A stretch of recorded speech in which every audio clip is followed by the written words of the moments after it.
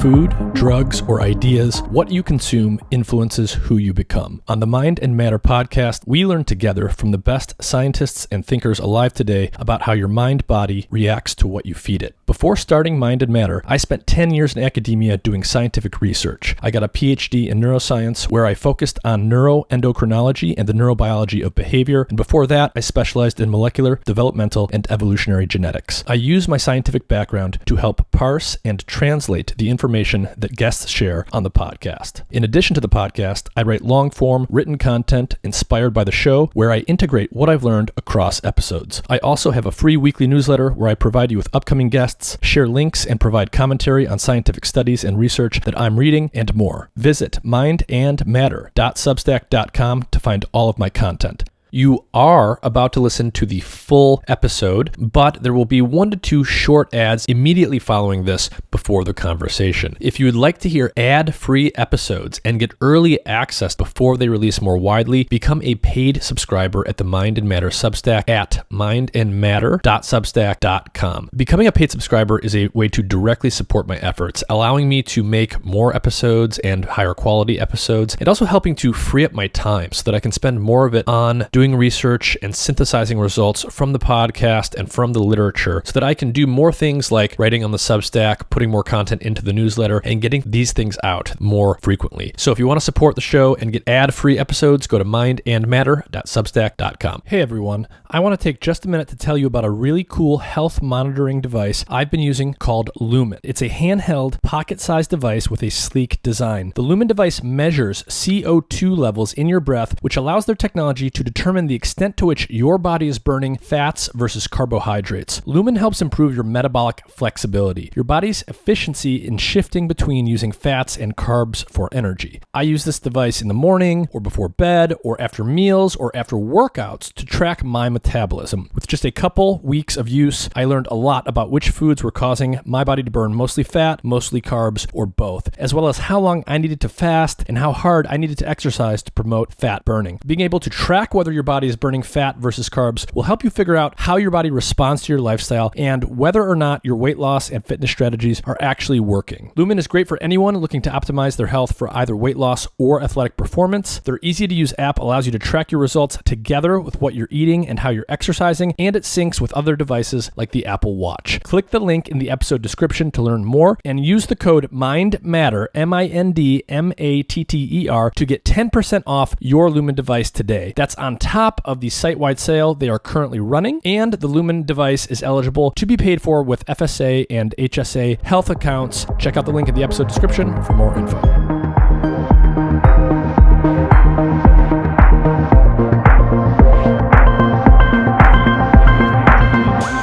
been on the podcast before separately, but do you want to take just a brief second each to introduce yourselves and remind everyone who you are? Mm-hmm. Sure, I can go first. I'm Nirosha Murugan. I'm a biophysicist. My lab is interested in understanding how physical signals are patterned and propagated through biology and how we can harness those signals to decode and reprogram our health. And I'm Martin Picard. I'm a mitochondrial psychobiologist.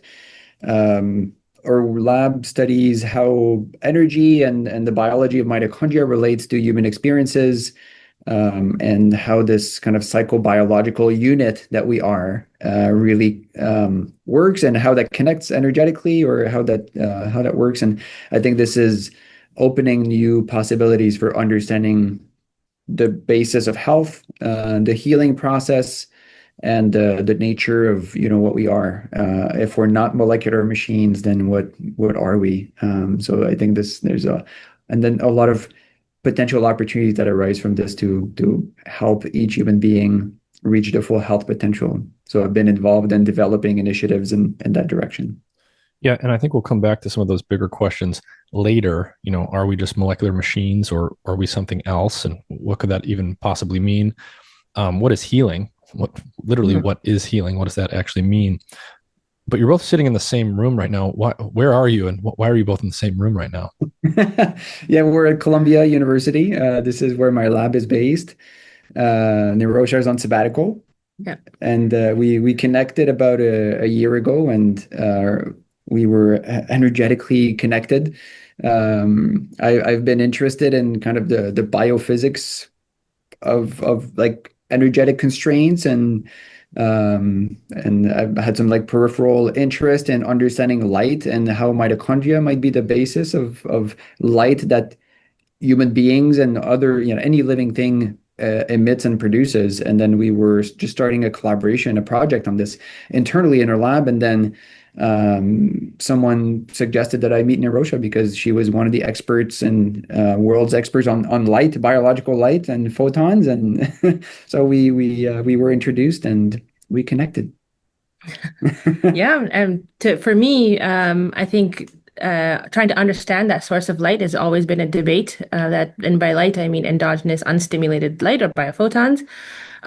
But also your lab does a really good job at looking at across scale, like looking at systems physiology, looking at how mind can affect the physiology. And that's something that's deeply rooted to what I'm interested in, looking at how signals, not just rooted in one entity, can affect whole level systems physiology. So I think that shared interest brought us together. And so now we have a collaboration building on that front. Yes, a multi-level collaboration.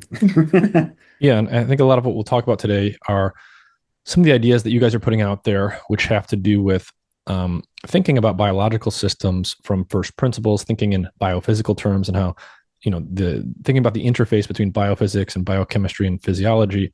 There's a famous quote. I'm never totally sure if these quotes are real or attributed or partially made up, but there's a famous quote attributed to Ernest Rutherford, the physicist from the early 1900s, and he apparently said all science is either physics or stamp collecting. What does that quote mean to you? And do you think that biology has largely been an exercise in stamp collecting until recently, and is that maybe about to change? I mean, first of all, I think stamps are quite interesting. They're an imprint of history. We can go back and look at history and the art of that time through stamps. And maybe there's something there about biology. We are collecting pathways, biomolecular entities associated with physiology. So there's maybe, to me, there's something that resonates there between stamps and biology. But I truly believe, and I think there's something profound there about physics, that life in its origins, if we think about evolution, the universe, matter, all of these like fundamental processes should have something that brings them together. And physics, emergent from our own minds, seems to be this way that kind of guides how physical entities or matters interact with each other.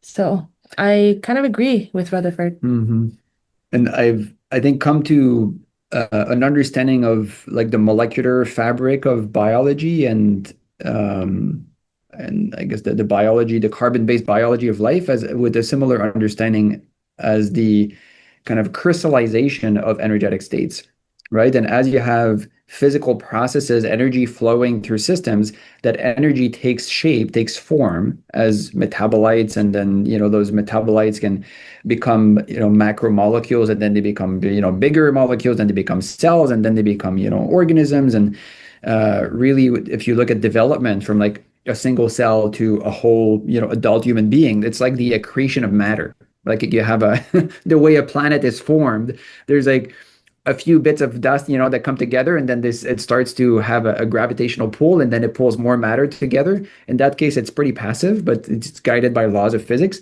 What happens in the living body is that the force is not gravity, but that force is kind of the energetic forces that happens when energy starts to flow through biophysical constraints, and then you get transformation, right? That's the idea behind the energy resistance principle. You have to have the resistance, and then this creates a force that actually allows a transformation to happen. So maybe then a hormone like cortisol. Like cortisol is a powerful hormone, but why? Like, what does it mean? It's derived from cholesterol, and it has like this cyclic structure with like a few different moieties. And why does cortisol mean danger?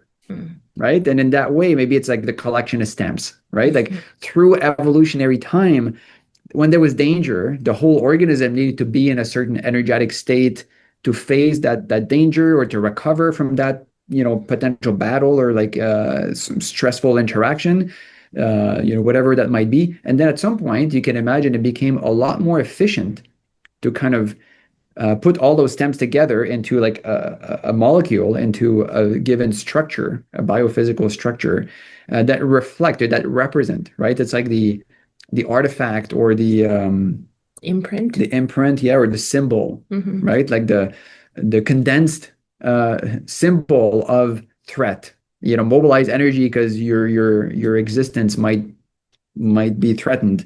So maybe in a way, a lot of all of biology, maybe the genome, right? Like all of that genomic code is, the crystallization of experiences and what works, what didn't work, and then we ended up with information, which is like patterned energy crystallized into structural form that Eisenberg said, it's like this aperiodic crystal that can be propagated, and so a way of condensing information. So yeah, I think those physicists, those like old physicists that reach end of life, end of career, and they're like, the hell with this, like I I can think beyond confines now. And like there's so many of those physicists like Planck who ended up saying like, there's no, I think he ended up saying it's all consciousness, right? Like I regard the most fundamental aspect of reality as consciousness, not particles. The guy who studied particles his whole life. So yeah, I think those physicists, many of them, reached interesting conclusions towards the end of their lives. Yeah, I think like the stamp analogy, just to kind of like really bring this home, there's something there. And I think within the biomolecular community, like a stamp, just like looking at it, is sort of like an imprint of where it's been, where it's going. And perhaps biomolecules are similar imprints of something energetic that exists that an organ, distal organ, local organs can communicate with. So there's something there that could be profound. But I think fundamentally, to me, that statement also bridges abstraction, which is kind of on the physics side of things, and things that we can see, which I think is probably why biology is formed and pretty robust in the format that's in right now. As a field. As a field, yeah. So what's the difference between a cadaver and a living organism? If we imagine like the moment of death, whatever that moment is, and some probably brief window of time, I don't know if it's seconds or minutes or whatever, but any one of us could die at any moment. Or we can imagine just a little creature we're studying. It dies, whatever exactly that means. And there's going to be some set of moments where, the enzymes are still doing what enzymes do, and the biochemistry can still largely function, but the animal is expired, it's not coming back. What exactly is the difference between the living organism and the dead organism if all of the pieces are there in both cases? Yes. Yeah, I have a slide on this. I start a few of my talks like this. The main difference, right, like you're saying, is once the animal expires, the body is still there. The organs are still in the same places. The cells, the number of cells are still there. The genome is still there. All the enzymes, the molecules, mostly are still exactly the same. The difference is the flow of energy. Right? There's still energy there. There's still, ADP, which might be, ATP, which, gets degraded into, ADP and AMP. And so molecularly, there's a few changes that happen, but mostly the molecular composition of the cadaver is pretty close to the living system. But energy flow, I think, is the defining characteristics. Energy flow, and then as energy flows through the biophysical constraints, right? This like metabolic circuitry that we call metabolism in the body, that the transformation of energy as it flows, energy as it flows through the constraints of our metabolism leads to transformation. That's the defining characteristic. So when you stop breathing, the heart stops beating, and blood flow stops in the brain, right? The flow of electrons from food to oxygen stops. And that's what we call death, right? And then the absence of a heartbeat or breathing or, EEG on the brain, those are kind of footprints of energy flowing through the system. So they're kind of symptoms of the absence of energy flows. I think that's the primary difference. And if this is a first principles, definition or understanding of the the distinction between life and death, and which I think is really powerful to then ground understanding theories and then experiments on, as opposed to kind of higher level symptoms level explanations for what death is, for example. We're going to have probably a pretty good mix of people that listen to this in terms of what they already understand about some of the biophysics here, some of the mitochondrial metabolism stuff and everything. But let's just start out pretty basic with energy flow and electron flow in mitochondria. So we've got these little things called mitochondria in all of our cells. They're often called the powerhouse of the cell. This is where a lot of the molecular energy gets made. How are they working in terms of electron flow? And can you explain that in terms of how it relates to why we breathe oxygen and why we eat food and what that has to do with the flow of electrons? Some people listening will not really know how those things connect together. Yes, thank you for bringing that up. The best analogy, that I think you can use to understand metabolism and what the role of mitochondria in energy metabolism and flowing energy, I think, is an electrical circuit, right? And an electrical circuit, there's the simplest, kind of ideal electrical system. There's a battery with a negative electrode and a positive electrode. And then there's a circuit, or let's say a wire, that connects those. And then the electrons go from the negative pole to the positive pole, and the electrons flow, and that's driven by the electrical potential, right? The voltage of the battery. And then in flowing, they meet some resistance. And if you want the electrons, the electrical energy in this case, the electric field to do something, to produce work, then you need those electrons to face some resistance. And that would be a motor, for example, or something like that.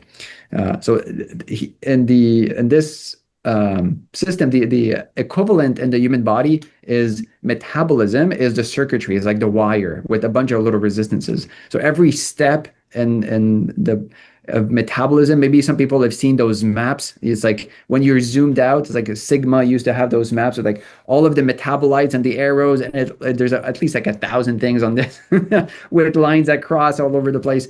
Like every little step here is a resistance, right? In electrical terms. So a resistance is something that slows down or opposes the flow of something, right? For like the fundamental definition of a resistance, the way I understand it. Mm-hmm. So food in this case, because you can say, okay, metabolism and this, biochemical thing that we call the body and the metabolism that's in our cells is like the wiring and the resistances. What's a negative pole? Where do the electrons come from in the body? And they come from food, right? The food we eat, or electrons stuck onto carbon backbones, right? So, and the carbon backbones comes from CO2 and the air that plants come to bring together, and then the electrons, when the water molecule is broken in plants during photosynthesis using sunlight, right? That's where it kind of all starts. And then plants stick electrons onto carbon backbones, and then they make, hydrocarbons, and then those, we end up eating. So the whole point of metabolism is to take electrons one by one, pick them out of the carbon backbone, the carbohydrates, the lipids, or the proteins that we eat, and then those electrons want to flow kind of ultimately to oxygen. So oxygen is the final electron acceptor. So in the battery electrical circuit analogy, the oxygen is the positive pole on the battery. So the electrons want to flow from food to oxygen, and from this carbon-based molecule to oxygen. And if you do this at kind of room temperature or at the high temperature, I guess, but in the dry environment of air, that's fire. If you have electrons jumping on oxygen, this is like really exothermic, right? It's combustion. So if you heat up a piece of paper, right, to hot enough, then the electrons that are stuck on the paper are going to jump onto oxygen that's in the air, and that's going to make a spark, and it's going to kind of produce a puff of heat that's hot enough to then create a chain reaction. Richard Feynman had this beautiful explanation of what a fire is, which is basically this chain reaction of electrons jumping on oxygen and then, releasing energy and then kind of creating more of this. So this is exactly what happens when you start a fire, but it's also exactly what happens, electrons jumping on oxygen in your body. But you don't combust because in part you're wet, right? The body is like a big percentage of water, about 70% water. And metabolism kind of breaks down this process of electrons on carbon jumping on oxygen instead of doing it in one step that releases a big puff of heat, it breaks it down into hundreds of reactions, which we call metabolic reactions. So it slows down, right, the combustion, so that you're burning a little hot. Like, the reason we're warm is because of this heat released with the electrons flowing through each little resistances.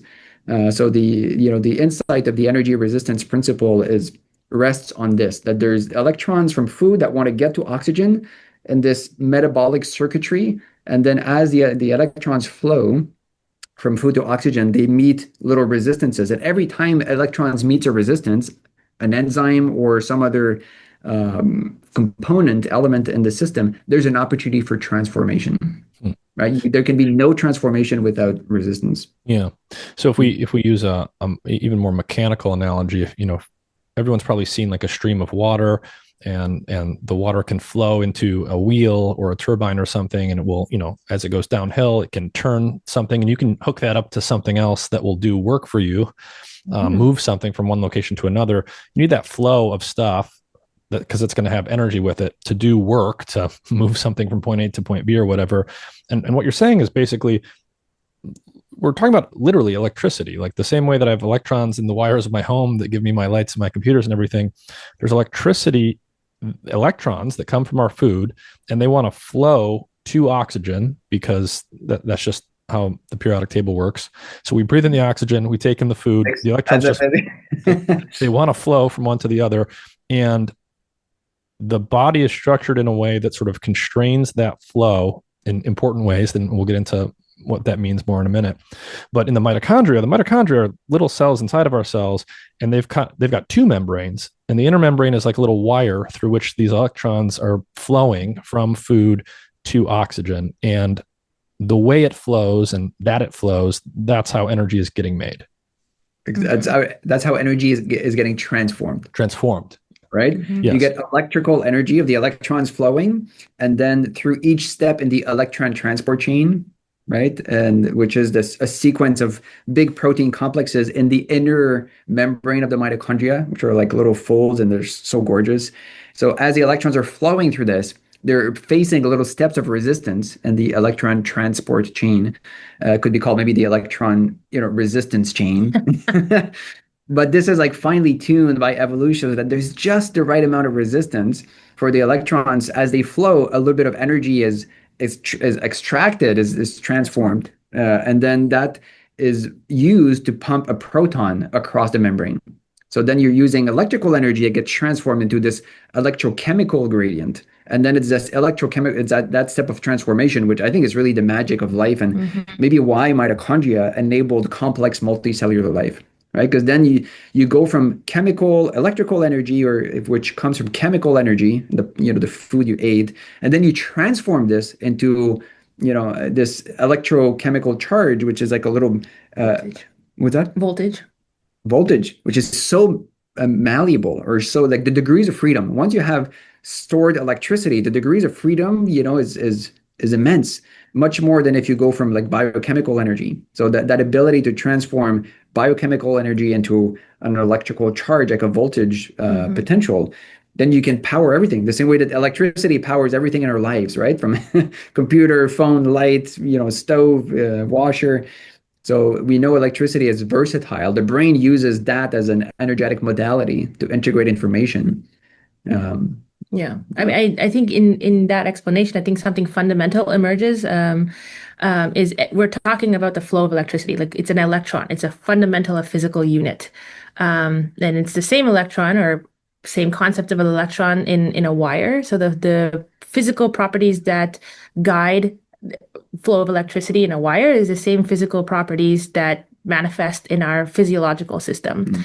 And so I think one aspect for everyone who's listening and for our discussions is really grounding this idea of energy. What do we really mean by energy? And colloquially, everyone thinks of energy like ATP, that's your energy source. Creatine, that's your energy source. But really, those are just molecules that are storing energy. So the potential for work to be done is what energy is typically known as. And potential for change. Potential for change, potential for transformation, potential for work. So when you think about that food that you ate, every time you rip off that electron, it's being the energy that you're taking off needs to be stored somewhere else so that it can be used for some other form. So I think that's like why we eat is very important, and that understanding what energy is beyond a molecular source will help us understand other sources of energy that we may not be really tuning into, like light right now, or electromagnetic gradients. And I think the mitochondria, beyond their beautiful function, like the physics of the mitochondria is beautiful, of how like the fold itself, that electronic flow that we're talking about that's hopping around generates another form of energy, like magnetic fields. Can generate light, it could generate mechanical stiffness and pressure. So there's all these other dimensions of energy that these beautiful creatures propagate. Such a biophysicist you are. And the transformation and what Nirosha was just talking about now really resonates with Nick Lane's latest book. Nick is a mitochondrial scientist, and he's an evolutionary biologist as well. And his latest book is called Transformer. And he goes through, like, if you're a geek and you kind of like metabolism and mitochondria and this kind of work, this book is probably for you.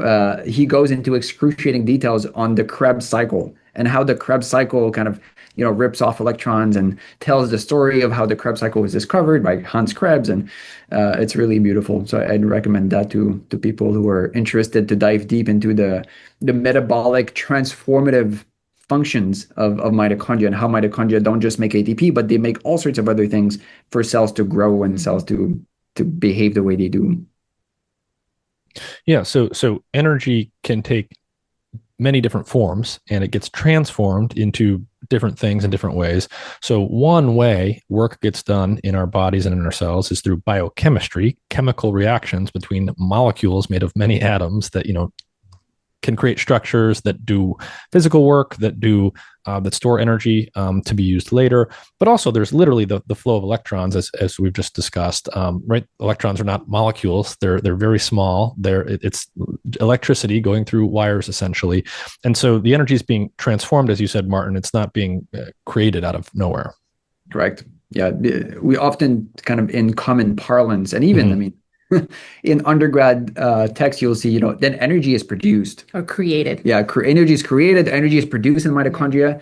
Energy is not produced. Energy is not created. Energy is transformed always through resistance. And the analogy of mitochondria as a powerhouse, I think, is deeply misleading, because it simplifies, this beautiful transformative organelle into like a unifunctional unit, like a little machine, which I think clouds this analogy. Analogies are so powerful, and they really restrict the spectrum of things you can consider, kind of entertain once your mind is set on like mitochondria or powerhouse. So I always encourage our trainees and anyone I get to talk to mitochondria about that powerhouse analogy is really expired. And the more we continue using that term, the more we do a disservice to the next generation of students and people who come into thinking about mitochondria.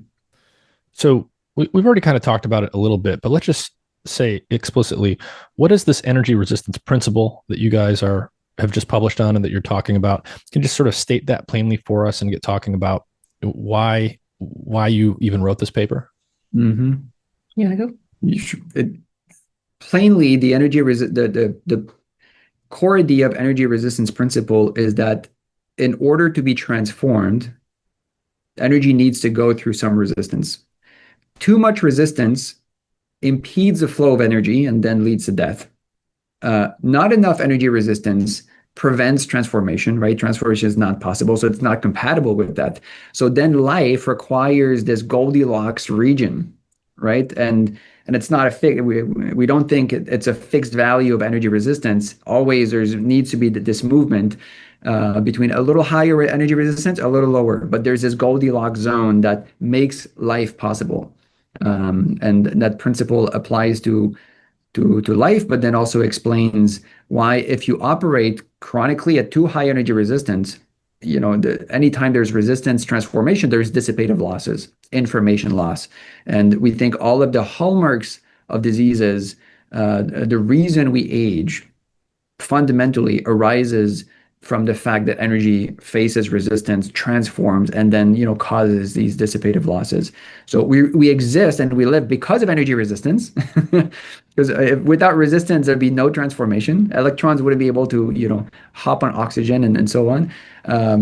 So we exist because of energy resistance, but we also age and die because of energy resistance. I think it's like an optimizing function that you need to have the flow of energy to produce work, to do something meaningful. Our enzymes, all of the biomolecular reactions or biochemical reactions require that transformation. And to that point about what the energy principle, I think to me embodies is kind of reframing the word of homeostasis. That really, when you're looking at a snapshot or like a biochemical reaction, there's usually a product A, product B that can emerge. But it's kind of like that dynamic flow of energy that's going to allow for those biochemical reactions to occur. So homeostasis feels like a misnomer to me, and it should be like homeodynamic, where we're always trying to find the optimal state of resistance, where you're producing work to transform to whatever biochemical reaction, but also allowing for enough energy to flow through. So I think that's what the ERP means. And something I think that is I think pretty explicit maybe in the ERP paper and certainly the thinking behind it. It frames molecular processes, right? It doesn't say life is not the interaction of molecules. We know that happens, but it says behind underlying this molecular interaction is an energy dynamics, right? It's like molecules are kind of the footprints of an underlying energetic process. Even the electrons, right? Like you said earlier, like the electrons are actually little things that flow. Are electrons really things? If you go deep into that into that question, you end up finding, well, electrons are energy potential, like energetic little clouds, and then there's like subatomic particles there, so are electrons things? I don't know, but maybe electrons also is like a little packet of energy, right? The potential for change again, and then the flow of electrons really is what we see with our instruments, as the materialization of an underlying energy dynamics. So I think that when you apply the energy resistance principle to how a mitochondrion, burns pyruvate to make ATP, you start to see this process as an energetic process first, right? That relies on the flow energy through some resistance, and then you can understand kind of the molecular processes and dynamics there as allow for the flow. Allowing, is the circuitry maybe, but they're not what drive them. One interpretation, I grew up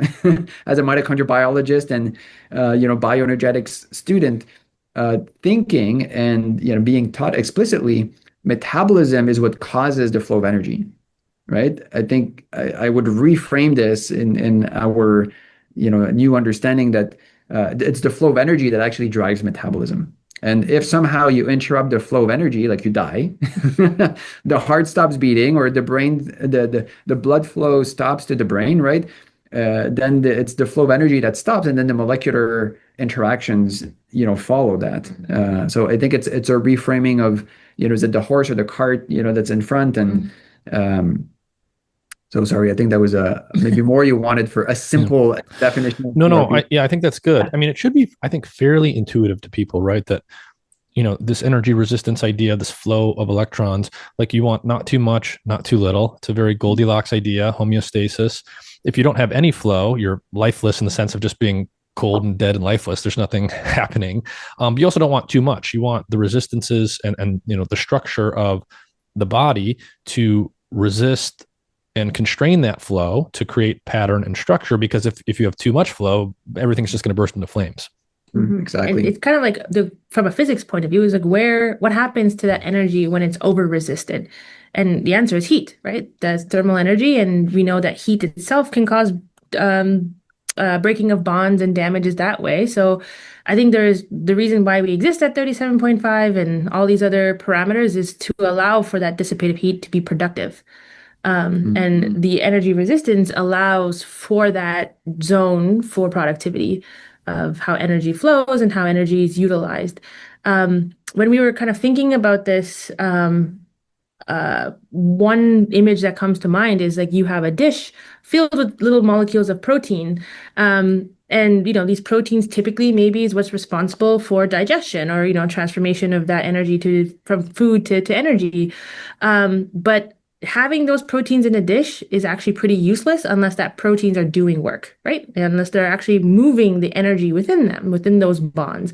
So I think from a biophysics point of view, this kind of makes sense, but a lot of people don't really think this way. They kind of think of like proteins moving around, gene transcripts moving around, carrying information, doing work, but they're just basically conduits to allow for energy to flow through to do work. And I think that is how I see the energy resistance principle, reframing how we think about signal transduction, physiology. Yeah. And so when we think about energy resistance, when we think about the flow of energy and electrons, and we think about the efficiency of these processes, obviously you want things to be as efficient as possible, but nothing's ever perfect. There's always some loss. There's always some damage. There's always going to be some kind of toxic fumes coming off of the stuff. When you said dissipative processes, can you talk about that a little bit more? In biological systems, how is energy dissipated? What does that look like at the cellular level? It's typically in the form of heat. So you have flow of electrons in a wire in whatever material substrate. When that energy hits a constraint, another material, essentially really can kind of boil this down to material science, that flow of electron is transformed. And this is the conservation of energy, the law of conservation of energy, where it's transformed in the form of heat. And so I think that's like a fundamental law that we understand of how energy is transformed in our universe. And that's exactly what's happening at the level of our biology. And so there's presumably an ideal amount of heat that you want any given living system to generate.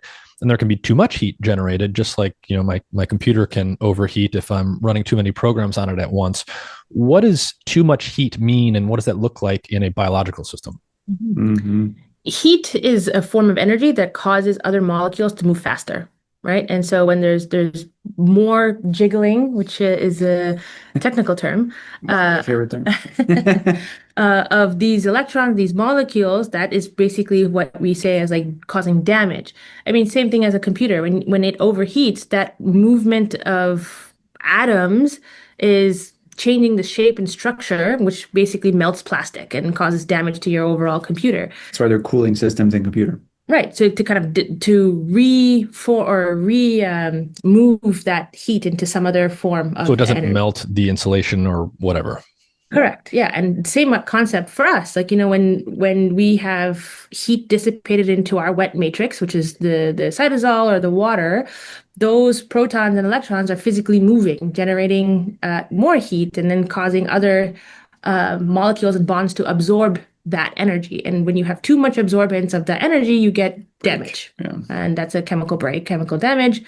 Some of them are reversible in some cases, and some of them manifest if they happen in our DNA as mutations. So yes, you can break a DNA molecule, you could unfold a protein, whatever. So things are set up to try and absorb the heat in a way that doesn't do those sorts of things. Correct. Within a certain range, right?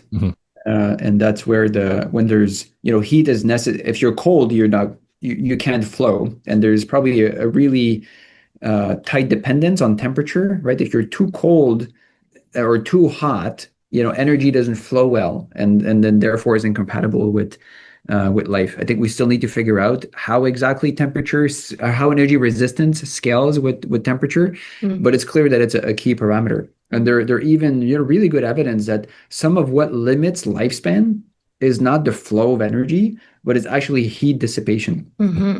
And there's a beautiful paper in Nature Metabolism from 2023 that showed this really well, because there's maybe some people will know, animals whose heart beat faster and who breathe, faster, they have a faster metabolic rate. Typically small animals, like small creatures like mice and rats and hummingbirds. Hummingbirds are a little exception to this rule, I think, for reasons that we can explain by energy resistance. But then larger creatures, larger animals have a slower heart rate, and per cell, their metabolic rate is lower in bigger creatures. That's called allometric scaling. the scaling of allometry is the scaling of metabolic rates to the size of the animal. And there's this kind of used to be mysterious relationship. Why do small animals live very short lives and very big animals like elephants and whales whales can live over like 200 years?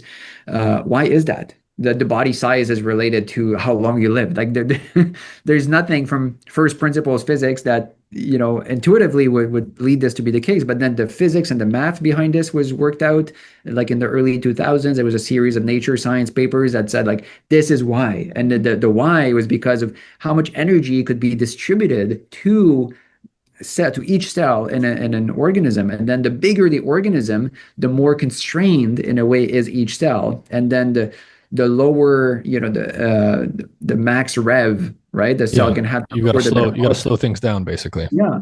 So then if things are slowed down, then you end up living longer. So then this kind of led to the imperfect theory of the rate of living hypothesis. Right? If you breathe fast and your heart rate beats fast, you're going to die sooner. And then this led to the idea that maybe there's a finite number of heartbeats. We all are born with a finite number of heartbeats, and then when you reach that number, you die. Right. Essentially, the reason the mouse lives a less long life than the whale is that they're both getting X number of beats, but the mouse is getting there quicker because it has a faster heart rate. Exactly. The heart rate of a mouse is around like 400 to 700 heartbeats per minute. And the heart rate of a whale is like 2 to 3 heartbeats a minute. Oh, wow. You imagine this? Like every 30 seconds, you get this massive contraction, and then you wait 30 seconds, and then, right? So yes, the same number of heartbeats for a whale and mouse. But there's something there also that you touched upon, Nick, on energy efficiency. Right. So if you are an inefficient system, like a broken computer or someone who's chronically inflamed, you're not able to transform that energy productively. In this case, productive and transforming into usable work in a biological sense, and it gets dissipated in the form of heat. So I wonder if there's some relationship there with the allometric scaling and energy efficiency. So the allometric scaling, sorry, just finish this rate of living hypothesis thing. What became then the hypothesis with the rate of living is that the faster the energy flows, the more like damage happens, right? The more damage happens, then the more less efficient the system is. The less efficient the system, and the more damage happens, the faster you age and the faster you die. Right. But then there are all sorts of exceptions around this. Right. Made people question that. Like there's no way. Like look at this little hummingbird. The heart rate of the hummingbird, the metabolic rate is super high, yet they don't die, very quickly. And so there are exceptions that kind of prove that this is not a law. Right. And right. It's not about the rate of tendency. Yeah, it's a very strong statistical relationship and a very strong tendency. And what the energy resistance principle says is it's not, and I think it resolves this paradox or this like conundrum. It's not the rate of energy flow that matters, and that determines damage, and that determines the rate of aging, and that determines the lifespan. It's not the rate of electron flow. It's the resistance that those electrons face. You live at a higher resistance, right? Then you're going to age faster, accumulate damage faster, and then, die earlier. But the hummingbird, is an interesting example. Its metabolic rate is extremely high, but then you look at their physiology. These little animals are packed with mitochondria. I see. So they have more mitochondria than you would expect purely based on body size. Correct. Exactly. And then the more mitochondria you have, to take our electrical circuit analogy, is basically the more parallel channels you have for energy to flow. And to be transformed. And to be transformed, So I think there's a double two-sided coin here of the resistance is the transformation. And the electrical physics says if you have your resistances in series, the way metabolism is organized, you have the digestive enzyme, and then the epithelium, and then the blood, and then the cell membrane, and then the glycolysis, and then it gets in the mitochondria, then the Krebs cycle, then the electron transport chain, right? And then oxygen ultimately. So these are all resistances that are in series. If you have resistances in parallel, the resistances in series just add up to the total resistance of the circuit. So that's how metabolism is set up. Mitochondria come in at the end of this circuit. So you have all the resistances in series, and figure 2 in the paper shows this. And then when you get mitochondria, you get this parallelization The same way you can paralyze an operation on your computer across like multiple cores. You paralyze the resistance, the flow of electrons down like millions or billions of mitochondrial electron transport chain. So the more mitochondria you have, the more you split the resistance in parallel. And electrical engineering says that if you have your resistances in parallel, they don't add up they don't add up. They actually, the total. Yeah. Yes. So that like is a really nice design, and that might be because the reason when you have more mitochondria, you end up distributing the resistances in parallel and therefore effectively decreasing the resistance of the total circuit. So the hummingbird might be able to live so long, even though it has very high flow, because it has all of these parallel resistances. And therefore the effective resistance of the whole system, of the whole electrical circuit, metabolic circuit, is lower. So then they don't accumulate damage as quickly, and they end up not living as quickly, and they end up living longer because of this lower energy resistance. They operate for most of their life at lower energy resistance than another animal of comparable size. I wonder if that could, because apparently what's also true, I didn't think about this ahead of time, but so you've got this allometric scaling law that tells us about this very strong tendency for larger bodied animals to live longer. But within species, when you look at, say, dog breeds, it's usually the smaller bodied breeds within a species that live longer. Yeah. How would you start to think about that? The dogs are weird because we messed up with them so much. Breeding. We bred them. So I'm not sure how good of a natural experiment this is. This is more of a I don't know. We messed up the system, but there's something real there, and that might be true also in humans. Like people that are within the species of humans, people that are really big, like abnormally large, they don't tend to live very long. And there are even cases of gigantism, like people who had like a pituitary gland tumor, growth hormone, through the roof, and then they end up being 7 feet tall. These people don't live long. And that the one idea there is that if you have this really large like infrastructure, you need to have like a bigger battery. Like the voltage to sustain this very large system needs to be pretty high. And then if you operate at high voltage, like it costs a lot. And then the energy resistance principle relates like the biological equivalent of voltage or work done, power, is the term called EP, energy potential. So I think the ERP, the energy resistance principle, would say if you have a really like big body, you need to operate at a high EP, high energy potential. And then the equation is energy potential divided by flux. How quickly the electrons are flowing is what gives you energy resistance, right? So if you operate all the time at a high EP, high energy potential, because you have like 7 feet of vertical, to move to pressurize blood, and there's like all of these muscles and this weight and you need to carry, like high energy potential all the time is going to drive high energy resistance because it's the numerator on the equation. And there's no evidence, as far as I know, that really people with really large bodies are like hummingbirds and they walk around with a ton of more mitochondria to compensate. I see. If you don't compensate by having infrastructure to lower the effective energy resistance, and you always run at high energy potential, then you're going to live at high energy resistance, and then more dissipative losses, more maybe mutations, unfolded protein, more damage, and then faster aging, and then shorter lifespan. So to like add on to where the energy resistance kind of fits into physiology and health, it's like the driver to all of the other biochemical reactions that we see, right? That it's basically the driver of the dissipative loss. And the more that you can optimize that at a lower threshold, so you're lowering energy resistance and you're lowering the dissipative loss, dissipative heat, and the energy is transformed more efficiently back into the system. I mean, there's also like cases like progeria where there's accelerated aging. They're relatively smaller in body size. Like I mean, the people with progeria are smaller. People affected with progeria, yeah. Same with mitochondrial disease, right? To come back to your dog question, like I think the ERP would predict a smaller body costs less. Like to overcome gravity, if you weigh 10 pounds or like your dog is like 3 pounds, yeah. the amount of work you need to expend, like on a minute by minute basis is less if you have a smaller body. And then therefore that means perhaps you can operate at a lower energy potential. And then it's easier to kind of stay at low energy resistance and end up living longer.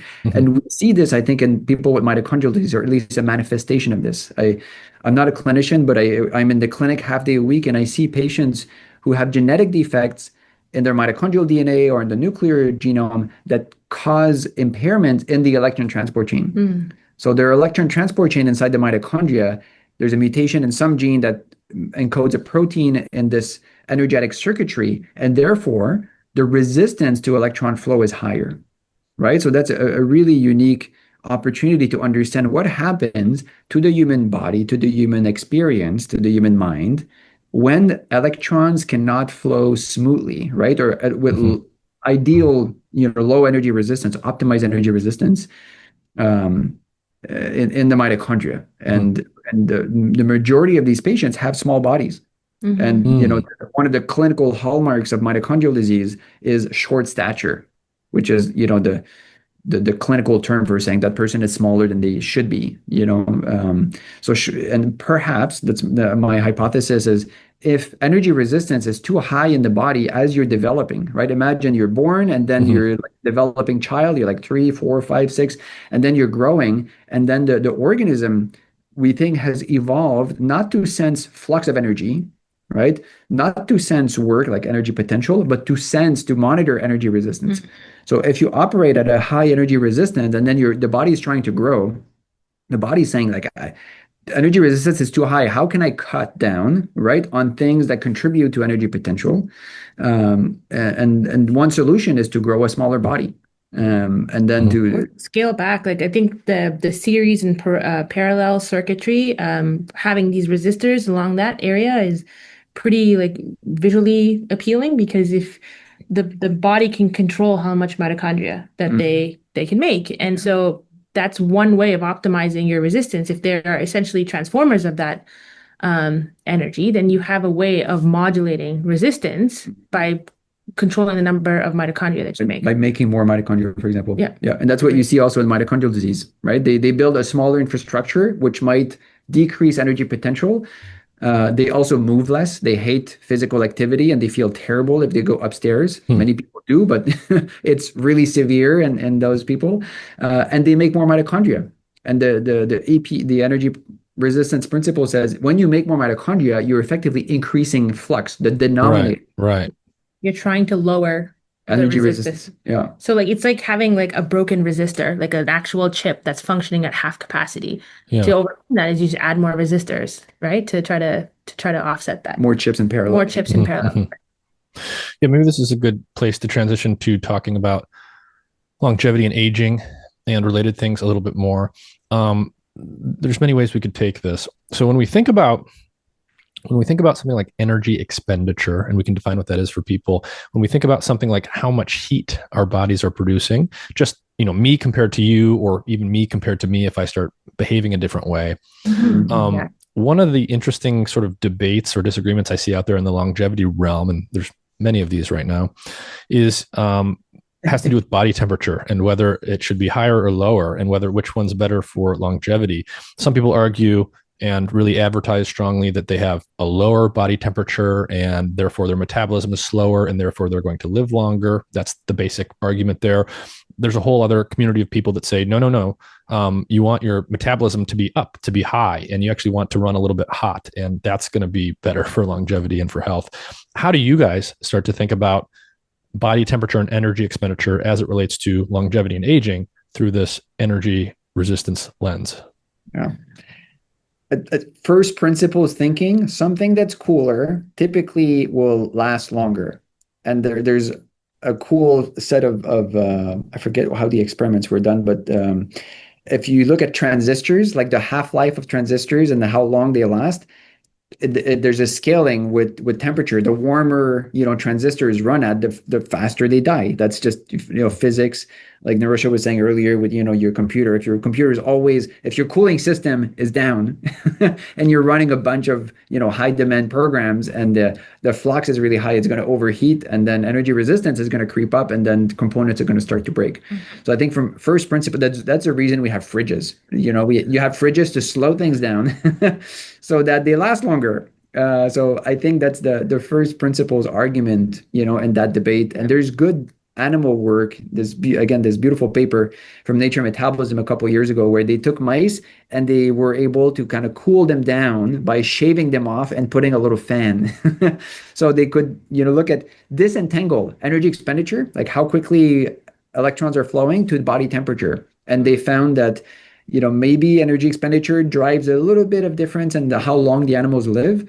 But really, it was body temperature that was the strongest driver of lifespan. Mm-hmm. The animals that were hotter, that ran warmer, lived shorter. Mm-hmm. So I think that's the data I'm aware of. And in humans, there could be, if you're cold all the time and you're stressed out, and then you produce these stress hormones, and then you end up living internally at a high energy resistance, even though your body is cool, that might not be the right solution. So I think temperature is not the only thing, but it's a symptom of energy, usually a symptom of energy resistance. Yeah, to read out, fundamentally, like the dissipative loss, heat, is another form of energy that's not being used into usable work, whether it's chemical, right? If we're thinking about aging, we want to be able to get rid of misfolded proteins. We want to be able to rewrite mutations. That all costs energy.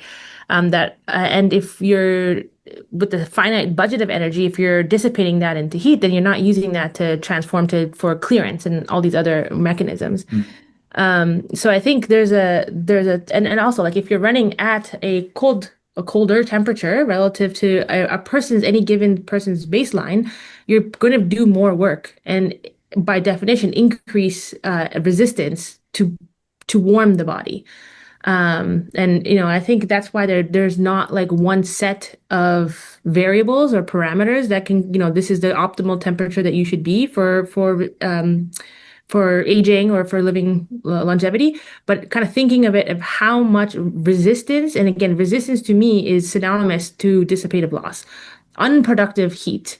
And so, like, there's a concept in physics called exergy, where you have your total amount of energy that's available in your system, but there's only going to be a certain amount that's going to be used biologically, and then some of it's going to just be existing as dissipative loss. So you're always going to have dissipative loss, but how much that barrier or that amount is transformed into usable work is probably going to be correlated to how well we age. Mm-hmm. More regulation, there's how hot you run isn't only driven by dissipative loss, in kind of a passive way, because we have a bunch of ways to thermoregulate. So you could be running, at a higher energy resistance, but then your body is actively compensating, and then you're sweating all the time, and then you end up cooling down. So I agree. It's unlikely that there's like this one temperature that's ideal for everyone. And we know everyone runs at a slightly different temperature. Mm-hmm. Like whatever is normal core body temperature is like an average. And I just learned recently, this was the average, I think, from like 60 white German males, I think, or, from the 1960s, or, and this became, 98 point something, 98.6. What's the? Yeah, that's the one you hear most often. Yes. So that temperature is from like a very select. Yeah, it's a small subsample from like half a century ago. Yeah. So yeah, everyone's optimal body temperature is probably different, and we know body temperature fluctuates. When you sleep, it goes down. When you wake up, it rises, and there are changes with menstrual cycle, and so it's a complex issue, and I don't know that we have the science to. I think the complexity to kind of add to that is that we're an open system, right? Like our thermoregulation is dependent on our environment. So how much energy that we flux through our body and how much it gets transformed is actually dependent on our environment. Mm-hmm. And environment also includes our sources of energy in terms of what we're eating, how much transformation, productive transformation that we're pulling off from that source of energy. Mm-hmm. Yeah. If it's hot, if it's cool, is going to change how much energy you need to expend to maintain your body temperature. Mm-hmm. If you're sitting beside, someone who stresses you out and like aggravates you, you're going to spend energy, dealing with this. If you're sitting by someone who suits you, emotionally, psychologically, that probably going to conserve some energy, lower your heart rate. So definitely the environment is shapes how energy flows inside of us. How would something like exercise affect energy resistance acutely and chronically? Love it. Excellent. Love it. Like, let's think of a little exercise. Everyone is, squatted, right? If you go put yourself in a squat position, and then you start to feel your thighs burning, right? You've experienced this? Yes. Yes. That burning sensation, I think, is the direct manifestation of energy resistance, right? You have the muscle that's contracting, right? The ATP, the ATPase, and the myosin, walking actin is actively burning ATP, and then the work produced, regardless of the ATP and the molecular dynamics, the work produced by the muscle increases energy potential, right? And then if that's matched by the right amount of blood flow and the mitochondrial abundance there is able to flux electrons fast enough, the muscle is not going to burn. But when you squat, you kind of contract the muscle in an isometric way, and then the blood flow blood has a really hard time flowing through. So you increase EP, energy potential, and then the system's like, oh, all of this, power generated, but then the flux, the oxygen is not reaching your mitochondria, and then that is really uncomfortable. And so I think that's a good example of what happens during like acute exercise as energy potential, shoots up, and then and shortly after, I think we evolved like this. If energy potential goes up, right away, there are going to be a set of systems at the subcellular, at the cellular level, at the physiological level, and then the behavioral level that are mobilized to decrease that energy resistance. And then that includes increasing the blood flow, right? So if you do this, you squat and then you feel muscle burning. Once you kind of stand up and you relieve the pain, the blood flow through your muscle is like increasing maybe by an order of magnitude. And that's vasodilation. There's like adrenergic stimulation that is involved in regulating this. So the blood flow to the muscle can increase dramatically. And blood flow, what that does is it brings food substrates, but mostly oxygen for your mitochondria to act as these parallel resistors, right? To then you increase the flux, the denominator in the equation. So then if you increase EP and you increase flux in proportion, maybe a few seconds later, then you're fine, right? And then you can sustain that high energy potential because you're increasing flux, and therefore energy resistance is not increasing that much.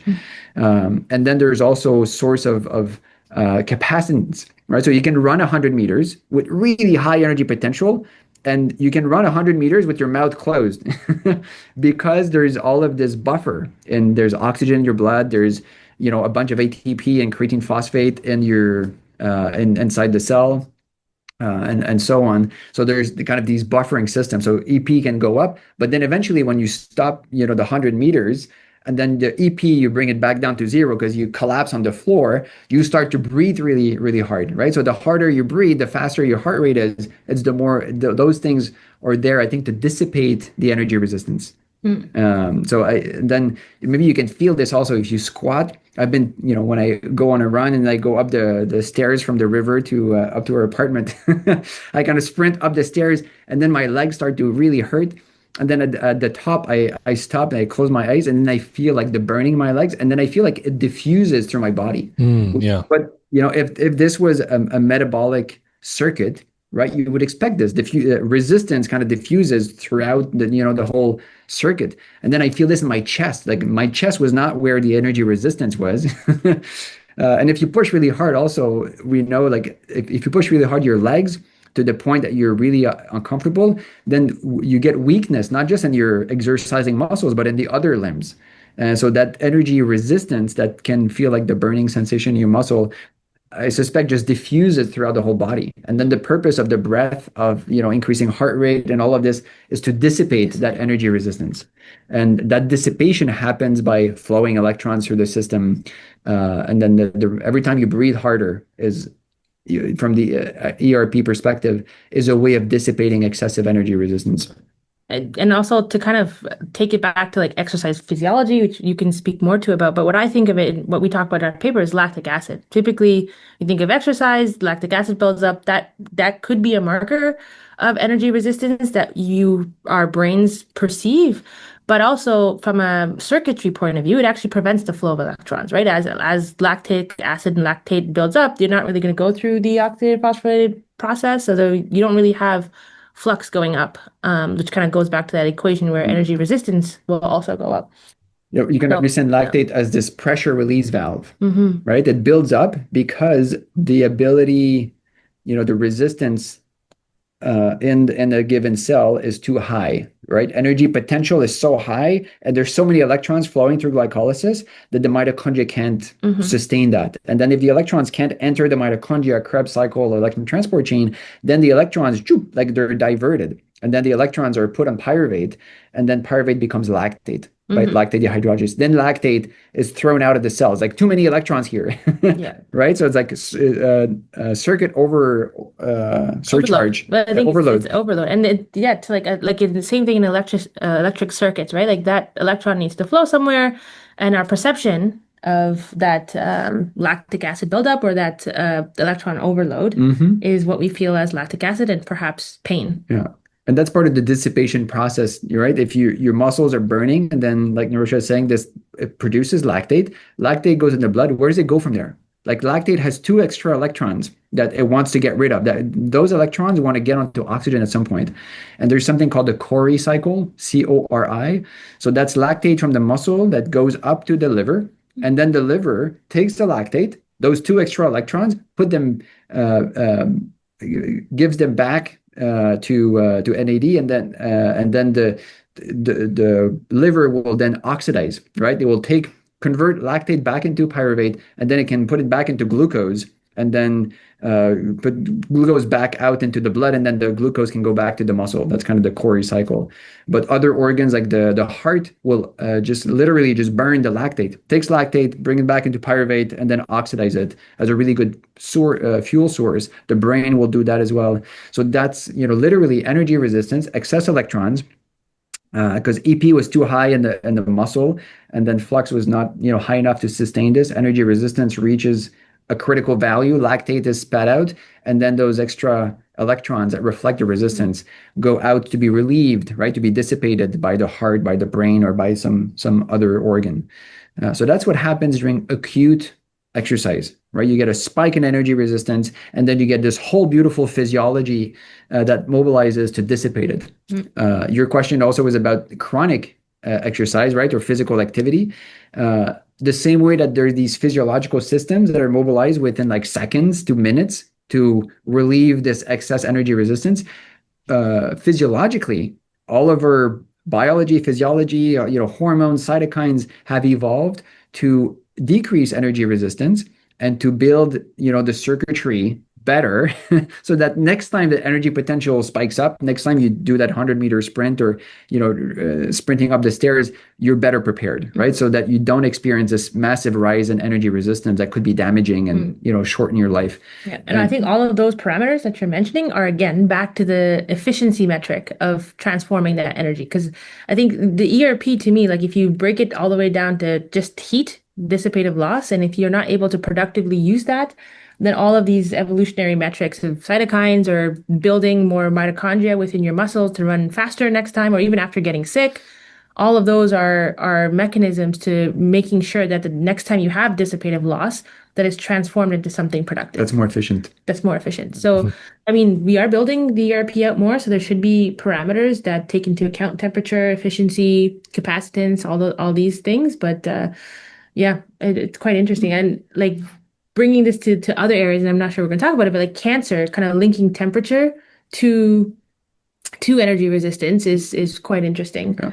The induction of cancer itself could be a maladaptation to improper energy resistance or even the flow of electrons. There's one more area I want to cover before we get into some, thinking about certain disease states and things like this. So mitochondria are not just a place where electrons are flowing from food to oxygen and helping us create molecular ATP, they are also able to signal to the rest of the cell, and cells are able to signal to other cells, basically their energetic state or how well things are going. One way that mitochondria can signal what's going on in and near them to the rest of the cell is the generation of reactive oxygen species, NADH, NAD ratio, things like this. Ultimately, these things can be read out and impact, gene expression in the nucleus to make more or less of certain proteins and so forth. I want to get to cytokines and GDF15, but very basic level, how are mitochondria signaling what's going on in them to the rest of the cell, and why is that so important? Yeah, the reactive oxygen species, we talked about heat a bunch so far as, a dissipative loss. I think of reactive oxygen species as another kind of form of dissipative loss and, signal that energy resistance is too high. And the reason why I think we often hear mitochondria, the greatest source of reactive oxygen species in the body, I think is because there's so many resistors in the mitochondria, like all of the Krebs cycle and then all of the electron transport chain.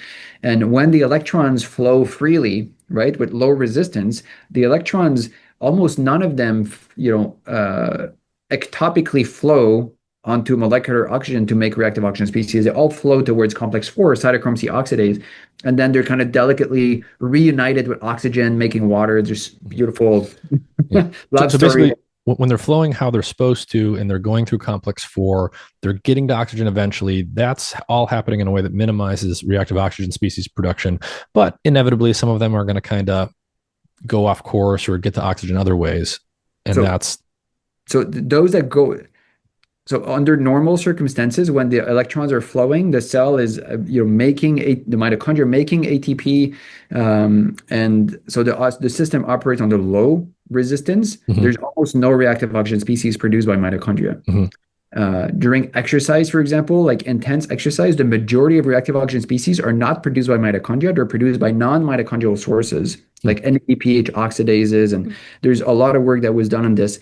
And I've seen this hundreds of times when I was a grad student, taking mitochondria or pieces of muscles, putting them in the either the respirometer or the fluorometer, and then you can watch in real time reactive oxygen species production being produced.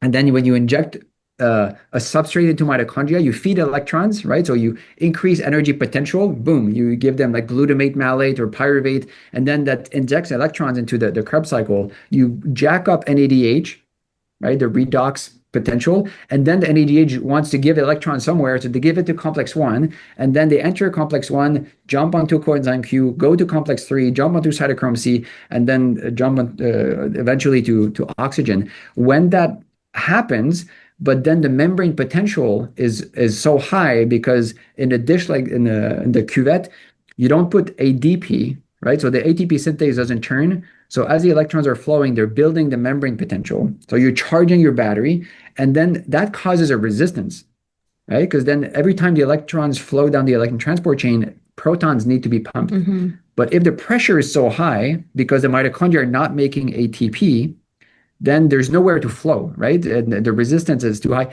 This is when, you could see this, you inject the substrate from mitochondria, the electrons are going through, but then there's nowhere to go because there's no ATP synthesis.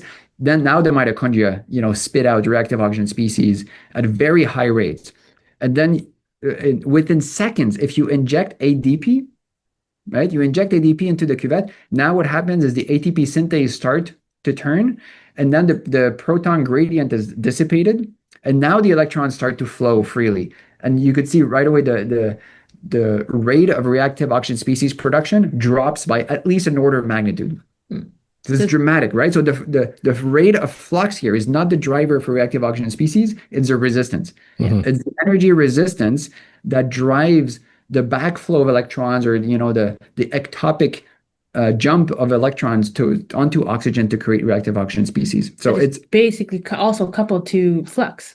Right? Like if you're not able to flux electrons properly, energy resistance goes up. Mm-hmm. And so like the normal, like what you said, Nick, the normal physiology of flow, if it's not met, then if everything is flowing well, you should have no reactive oxygen species. Mm-hmm. But if there is some backflow or back propagation of flow, then ER goes up and you get more ROS. Yeah, and that's why during hypoxia, it's just kind of a little counterintuitive. Hypoxia, low oxygen, yet you get more reactive oxygen species. What the hell is happening here? Yeah. Well, So less flow. less flow, exactly. Yeah, the flow. Okay, yeah. Yeah, because oxygen is the ultimate acceptor, right? It's what allows the flow. It's like the final destination for electrons, for flowing electrons. So and the kinetics and kind of the affinity is such that if you decrease ambient oxygen and partial pressure of oxygen inside a mitochondrion, complex 4 is going to be more sensitive to it, and then the resistance in the system is going to increase, and then the electrons are going to experience more resistance, and then they're going to backflow, and they're going to find even if there's less oxygen, they're going to find it to create reactive oxygen species. So that's why hypoxia leads to more ROS because of increased energy resistance. And then to close the loop on your question about chronic physical activity or exercise, what happens is cells make more mitochondria. Kind of one of the first adaptation with the chronic endurance exercises, the cell will make more of those parallel channels for electrons to flow towards oxygen. So mitochondrial biogenesis. And then outside the cells will secrete cytokines to produce more capillaries, right? Why do you need more capillaries with exercise? Because you need to bring oxygen and food substrates to you make more mitochondria, you need to feed them. So then angiogenesis, the growth of new blood vessels around the working muscles happen. Increases flux, increases energy resistance. Yeah.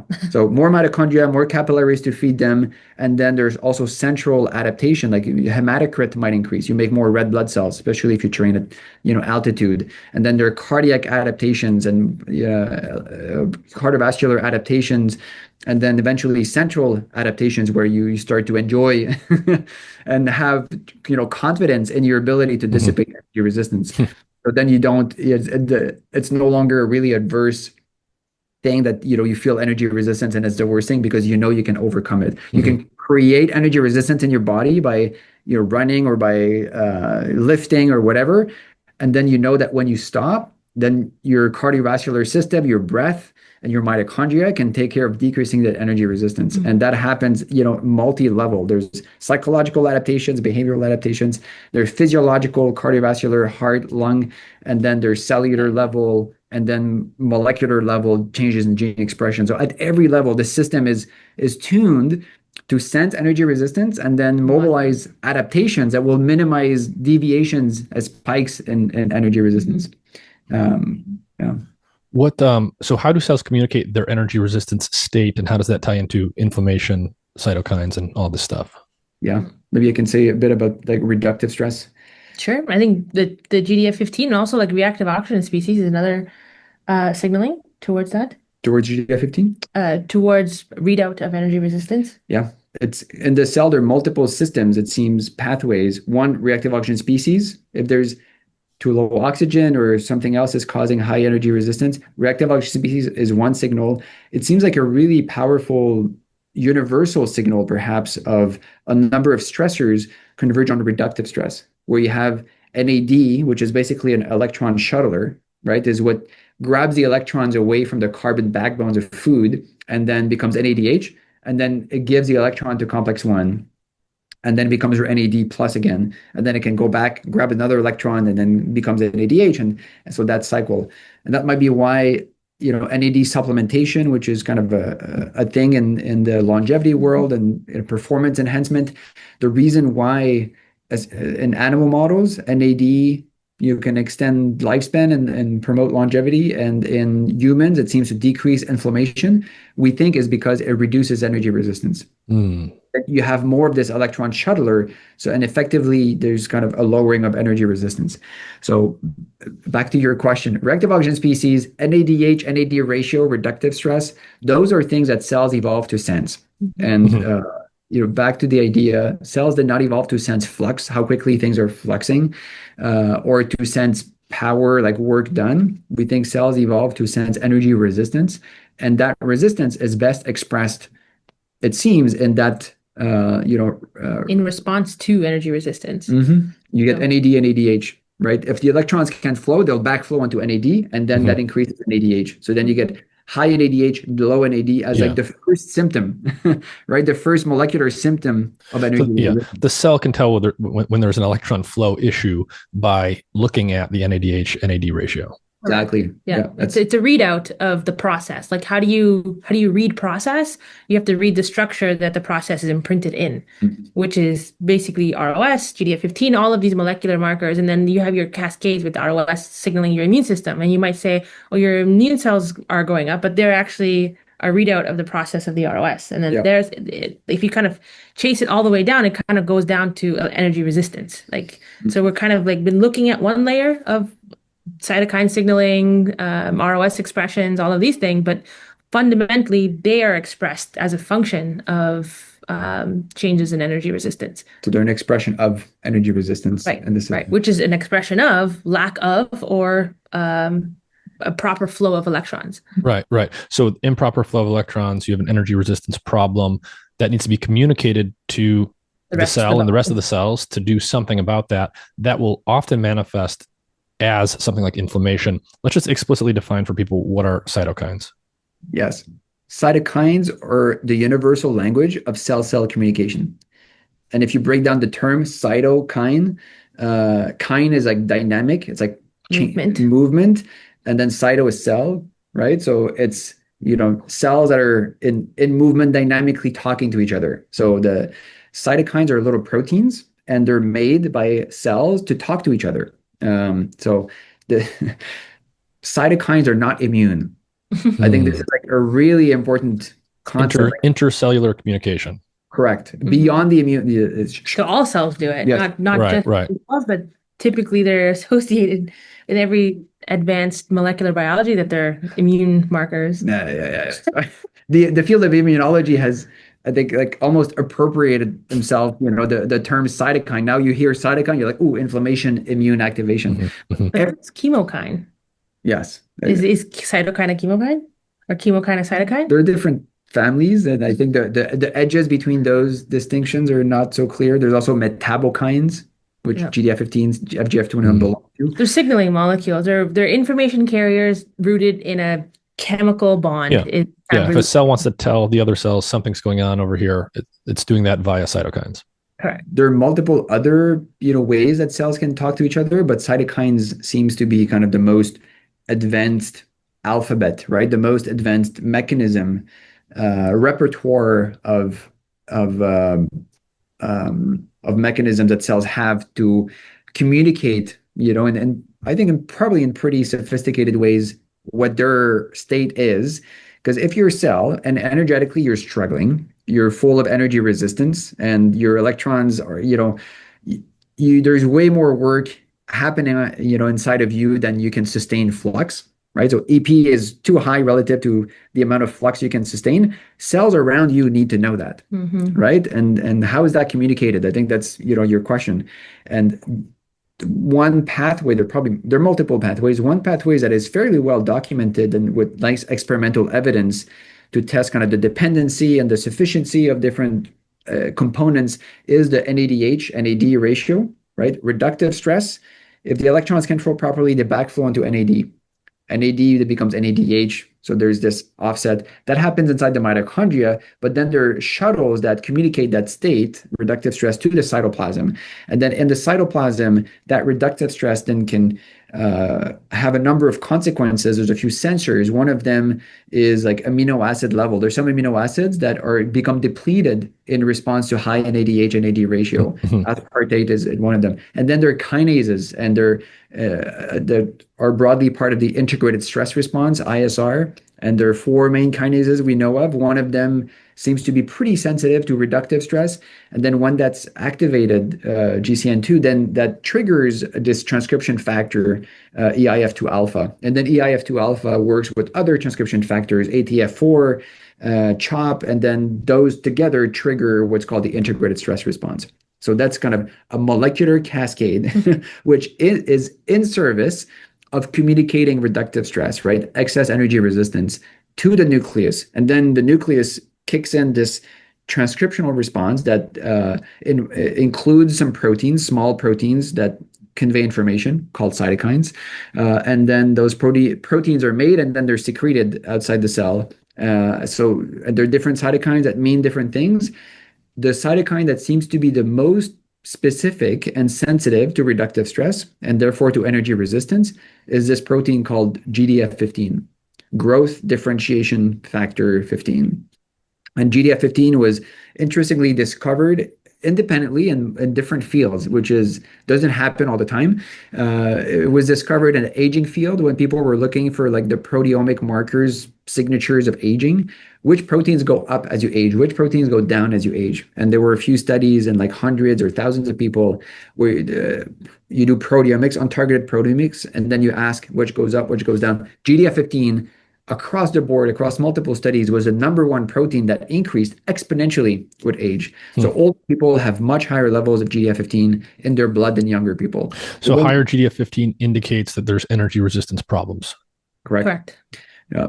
So that was for aging. Now we look at aging from an energy resistance lens. I think it makes a lot of things make sense. We can talk about this if you're interested. In the world of pregnancy, also, the protein that spikes the highest during pregnancy, GDF15, and we've seen in some women over 10,000-fold increase in GDF15. Well, so before we get to some of that stuff, so if everything's working properly, what happens at the end of this? So I'm a cell, I've got electron flow issues, I'm increasing my NADH, NAD ratio, I'm eventually communicating that to the nucleus of my cell, and I'm making more cytokines like GDF15. I'm secreting those to tell other cells I've got an issue. How is the issue resolved? Oh, that's a great question.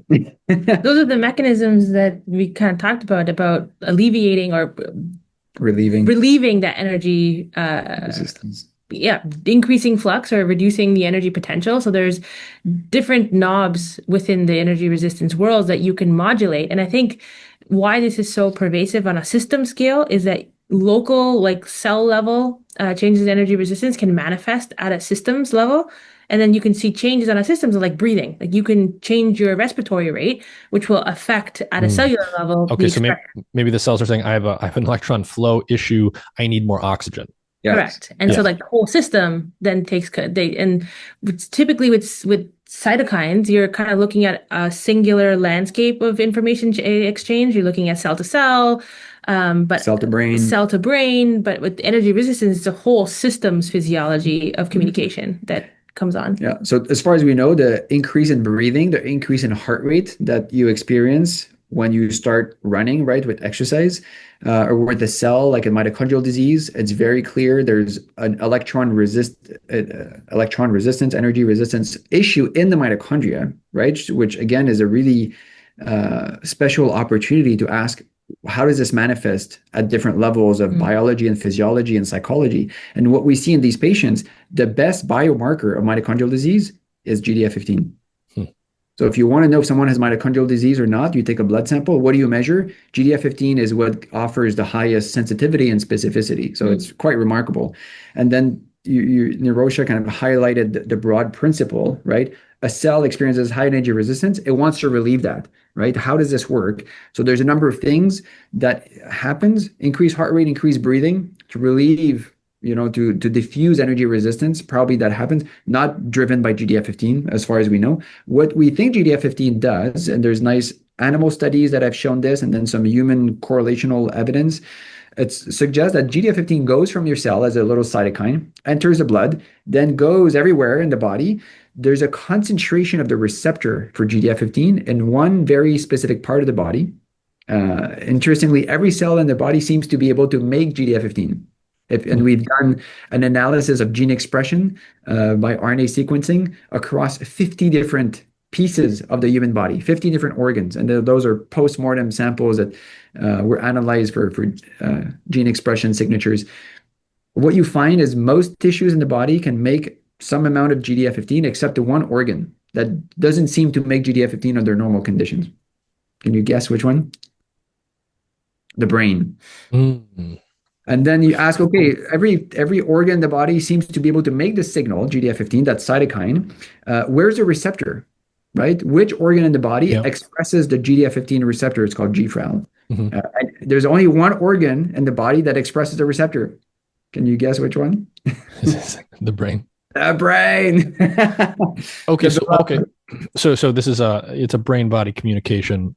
Exactly. It's like the prototypical brain-body communication axis. The signal is made in the periphery, and the receptor is centrally located in the brainstem, specifically the area of postrema. And then there are really nice mouse studies that have been done to ask what happens if I inject GDF15 in the brainstem, right? Or peripherally, and then it goes to the brain. And then there's nice optogenetic studies where people, encoded this optogenetic, right, light sensitive, channel of rhodopsin, specifically in the neurons in the brainstem that have this receptor. And what you find, and then you ask, what happens to the mouse, right? I activate this GFRAL signaling axis. I stimulate the neurons that are sensitive to GF15 in the brainstem. What happens to the mouse? And there are two things that seem to happen in parallel that then brings us to like relieving the energy resistance in those cells that were crying out for help, spitting out GDF15. One thing is energy conservation. So if you stimulate those receptors in the brainstem, the animals go into a state called torpor. Right? So their body temperature drops.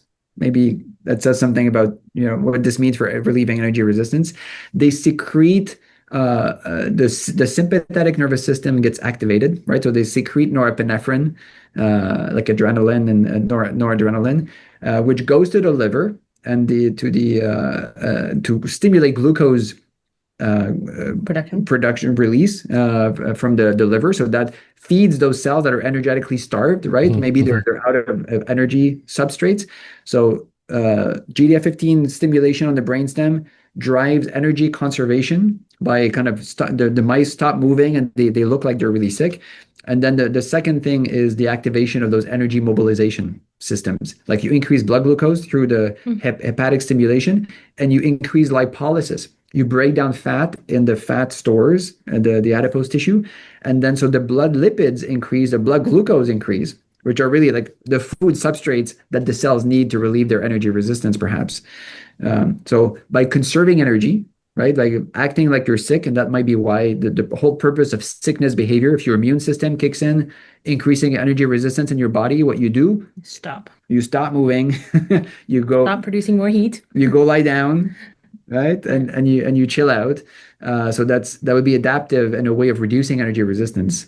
So GDF15, then to come back to the original point, a cell is experiencing high energy resistance, an ADH-NAD ratio, signals to the nucleus. Nucleus says, let's tell the rest of the body. You secrete GDF15, goes to the brain. The brain says, shit, something in the body is running really high resistance. Let's address this in two ways: conserving energy and mobilizing energetic substrates, right, to feed those cells that might be in trouble. So there's a dual action. It seems like GDF15 serves or mobilizes this energy conservation and energy mobilization, which is like the perfect recipe for relieving cells of excessive resistance. So how do you define health and healing from an energy resistance principle perspective? What do you think? Yeah, I think health, we'll try and tackle that. Health to me is a dynamic distribution of energy resistance, where if there's physiological states that is producing some sort of maladaptive state, that energy resistance will go up, and that's tuned to the rest of the body, and then the body kind of compensates for that. I think that from a physics point of view, from a biophysics point of view, that health is a dynamic flux of resistance. And that this Goldilocks zone that we talk about is basically what we're trying to achieve with our health. So would you say health is the optimization? It's the optimization of resistance, right? If from a circuitry point of view, we're trying to minimize the use of dissipative heat and maximize energy being transformed in a productive way. And that's basically our state of health that we're trying to achieve. And disease, if you kind of try to flip that coin, disease is the redirection of resistance into one aspect. That's the redirect of the energy into an unproductive use. Yeah. So instead of merely thinking about health as just the absence of disease, we can think of it in terms of energy resistance. And you could have two people that are completely not diseased. One of them could be healthier than the other, And that could be defined in terms of energy resistance being optimal. And we don't need to be quantitatively precise with this, that, there's some middle Goldilocks zone that's best here. You don't want it too high. You don't want it too low. And that's true even if you don't have cancer or some clear disease. Yeah. And it's relative to that its own system. So like looking at a circuitry of a MacBook versus like the circuitry of another computer, the nuts and bolts are the same, but the efficiency in which the energy is being transformed and the functionality of each of those resistors is going to tell you how that computer is going to perform. Same idea with our own selves, like myself today versus tomorrow, circuitry is the same, but how that energy is flowing and resisted will kind of set a baseline of what my health should be. And it might be different for you and for you. Can I say something about health as well? We've done some thinking around like defining health. We have a science of health group here at Columbia, and we had like faculty members from 6 different departments trying to define health. And for like a year and a half, we struggled. And then by the end, we ended up concluding we can't define this. It's like the term health is too broad. It's too like multidimensional, that scientifically, if you cannot define it in a way that is actionable, right, tractable or measurable. So we had to break health into 2 pieces. One, there's intrinsic health, right? What happens kind of under the skin within the confine of you as a person. And then there's realized health, because health also has this dimension of, can you do and be the things that you value most in your life, out in the world. Like this is part of what being healthy means. So there, if you look at the literature, you look at, different perspectives, you cannot, we haven't been able to define what health is, but we defined intrinsic health, which I think is in biomedicine, or kind of the way we've been talking, and is it our physiology? Physiology is a part of this. And we ended up defining, right, operationalizing health as, because it's not a thing. It's not like a GDF-15 is not health, or, cortisol, the blood, or your heart rate, or LDL, or like none of these things are health. Health, we said, is a field-like state. A bit like a field-like state. A field-like state, meaning that it's a state, right? It's not a thing you can observe, like measure now. It's actually dynamic. It's dynamic, right? And it's a field like the field like piece of the definition calls up the parallel with like an electromagnet, right? Where there are 3 components in the electromagnet. There's like the structure of the thing. There's like the wire and the coil, like the solenoid, and then there's the battery, and then there's the flux of energy, and then there's like communication. There's like the positive, the negative. There's information going from one place to another. So we think health is a field-like state that emerges, like the magnetic field that emerges when you flux energy through a solenoid. Something emerges, right? It's not there if energy doesn't flux. Going back to our Cadaver argument. Once you flow energy through this, there's an emergent property, you could call it, right? There's like a magnetic field that emerges from like an aura, like an aura, like gravity. Sure. Yeah. I think the field in this case is something that propagates, that is due to the flow of something, right? You don't get a field unless you have movement dynamics that are created. So in health, in this case, sounds like it's what emerges when things move. And you can't, like, properties of fields is, you can't directly observe the field. To quantify the strength of a field, you need to see how the field interacts with something else, right? Filings. Like you can't see magnetic flux lines. You can see the particulate that the flux lines interact with. You put iron filings in the field, and then you're like, "Ooh, wow, this is what the flux lines look like," right? Or like north-south, you see the magnet. Right.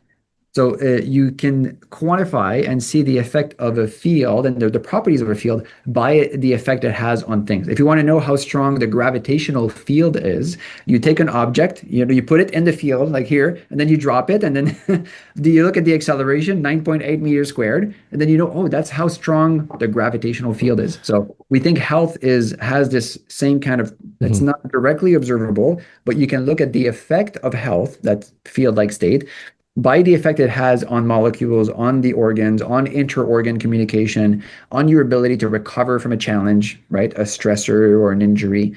In a way that there are many parallels. So there's a paper out there on intrinsic health and the definitions and how we can measure this, and if people are interested. In the time we have left, I want to kind of march through some different disease states or just states of being in biology and kind of get your guys' perspective on these. There's a number, we're definitely not going to get to all of these. I want to ask you about insulin resistance and diabetes. Type 2 diabetes, type 2 diabetes, you become insulin resistant. And, we can define what that means for people. Some people seem to think that that's part of the pathology. Insulin resistance is a problem that needs to be fixed. And that's a key piece of solving diabetes. Other people would say, well, no, insulin resistance is more of an adaptation the cells are taking because some other underlying pathology is there, and that's what needs to be fixed. What is insulin resistance in your view from an energy resistance perspective, and how do you think about it? Mm-hmm. Can I answer this one? This is yours.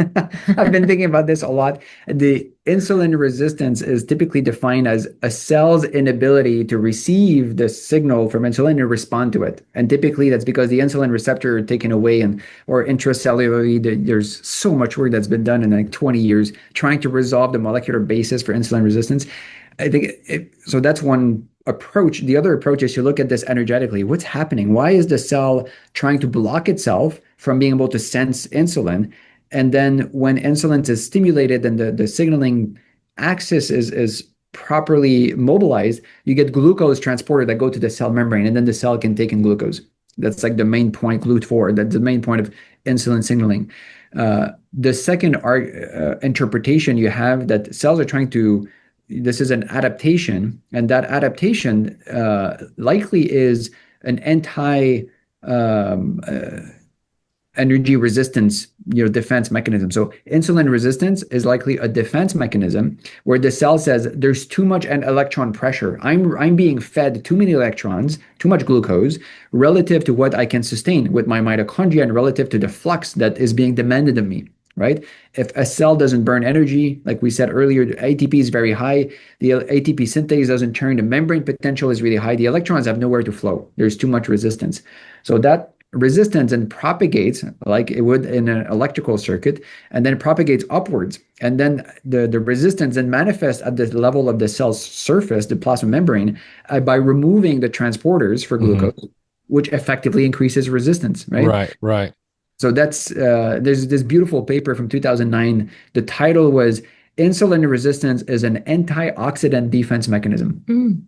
That's in PNAS, right? And they were saying the reactive oxygen species that mitochondria spit out when there's excess energy resistance. They didn't use those terms, but they did the same kind of experiments I mentioned earlier, where you feed mitochondria lots of electrons, but you don't let them respire, you don't let them produce ATP, spit out tons of reactive oxygen species, and then they showed how this then propagates to the plasma membrane, and then the cell becomes insulin resistant. So the pathology of insulin resistance is, I think, starts in the mitochondria or somewhere along, right, where the flow of electrons is not high enough to support the pressure. So it's a pressure to flow issue, and the core driver of pathogenesis is the system is overloaded, right? Right. The cell's saying, I can't handle all these electrons from all this glucose or whatever, so stop giving me so much. Exactly. So so the insulin resistance really is an issue of energy, or is the manifestation of a deeper seated energy resistance. So then from a therapeutic standpoint, you'd want to focus your attention on fixing the mitochondrial problem rather than trying to... There's no mitochondrial problem. I think it's like a selective pressure problem of the flow of electrons. Yeah, the flow problem, as opposed to trying to undo the insulin resistance. Yeah. And I've heard, a couple clinicians who were reflecting on, the use of insulin therapy in diabetes, because the standard of care nowadays, which is from a molecular perspective and how you started that question, there's an issue at the cell surface, like insulin signaling is not happening. Let's restore it. Let's fix this, right? And then one approach is to say, the cells are insulin or resistant to the effect of insulin. So let's give more insulin. Like that is the mindset that biomedicine is using to counter that problem. What this does at the cell level, you have the cell here, it says, oh, like the pressure of glucose, of electrons is so high, let me protect myself. And then the cell kind of finds some respite probably in like becoming insulin resistant. And then there's like 10 times the amount of insulin that comes in, and then it's overloaded. And then you start to damage your mitochondria, right? And there's some notion in diabetes management that the giving insulin is useful at decreasing blood glucose. So HbA1c goes down, but now peripheral organs starts to suffer. And there might be more, nerve damage, like neuropathy, and more some of the other damage in some tissues that are, insulin sensitive, because you're forcing glucose into cells effectively that are trying to protect themselves.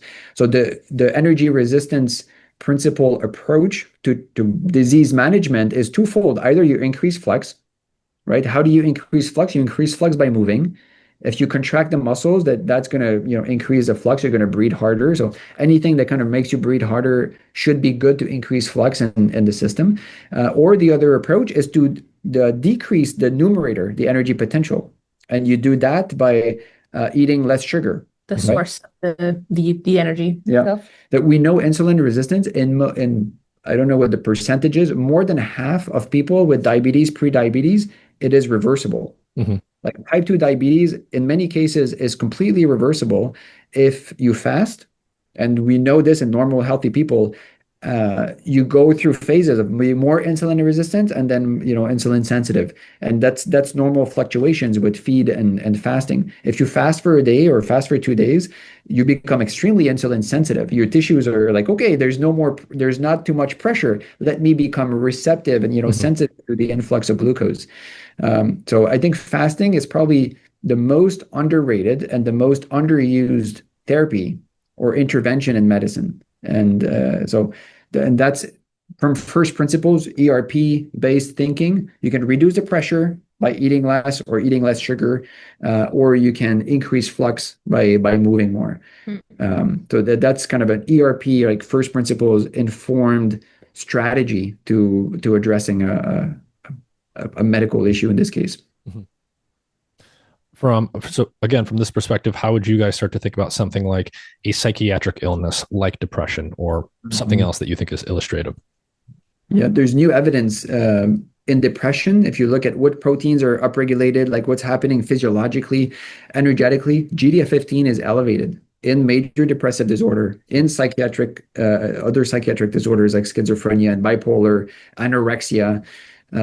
So it seems increasingly clear that there's an energetic imbalance, dysregulation in most psychiatric disorders. And there's really nice work from a group at McLean Hospital in Boston, where they've been imaging in the brain NADH-NAD ratio, right? Like the first symptom or the first indication of reductive stress and therefore energy resistance in the brain is that ratio, NADH-NAD and energy resistance, is elevated in the brains of people with severe mental illness.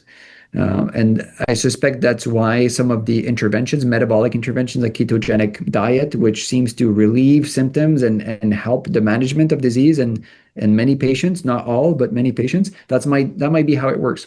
And why exercise, imagine if in your body, we didn't talk about this so much, but if you have high energy resistance in your body, the way like the discomfort you have if you squat for too long, your muscles start to burn. Like imagine there's like 20% of that discomfort, but it's all the time in your body, and you feel like terrible, right? It's like this ill being, right? This dis-ease, right? You're not at ease ever. Like everything feels so painful. You don't want to exercise. You don't want to interact with other human beings. And so probably that energy resistance that we talked about diffuses through GDF15, maybe through other things, reaches the brain and makes you feel like shit.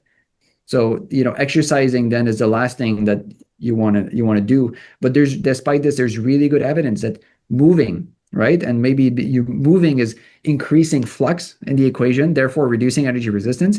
That improves symptoms, across diagnostic categories.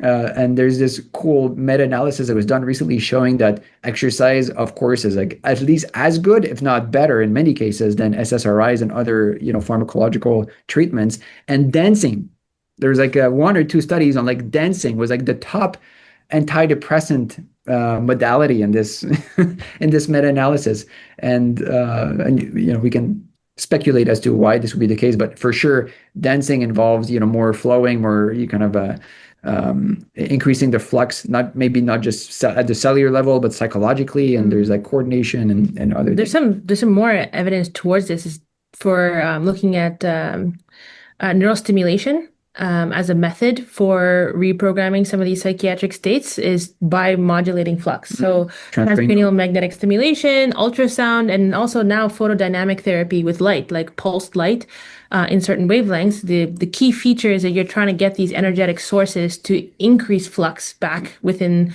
certain regions of the brain that might have high resistance. So perhaps like looking at psychiatric illnesses as these local hotspots of high resistance for whatever means, whether it be metabolic or whatever sources, then you have a whole new set of tools to reprogram that resistive state. Yeah. So perhaps can we conjecture that psychiatric illnesses could be a resistive state, like an actual energetic resistive state? Excess energy resistance. Excess energy resistance. And why, unlike a heart attack or a stroke, why these psychiatric states manifest behaviorally or subjectively as different responses, because the brain, being complex, is tuned to modulate that resistance in very different ways. So yeah, to ground this in the brain a little more, maybe I think some of your Mind and Matter listeners will resonate with this. There are different large scale brain networks, right? Like the optimal network, the salience network, the attention, ventral dorsal attention networks.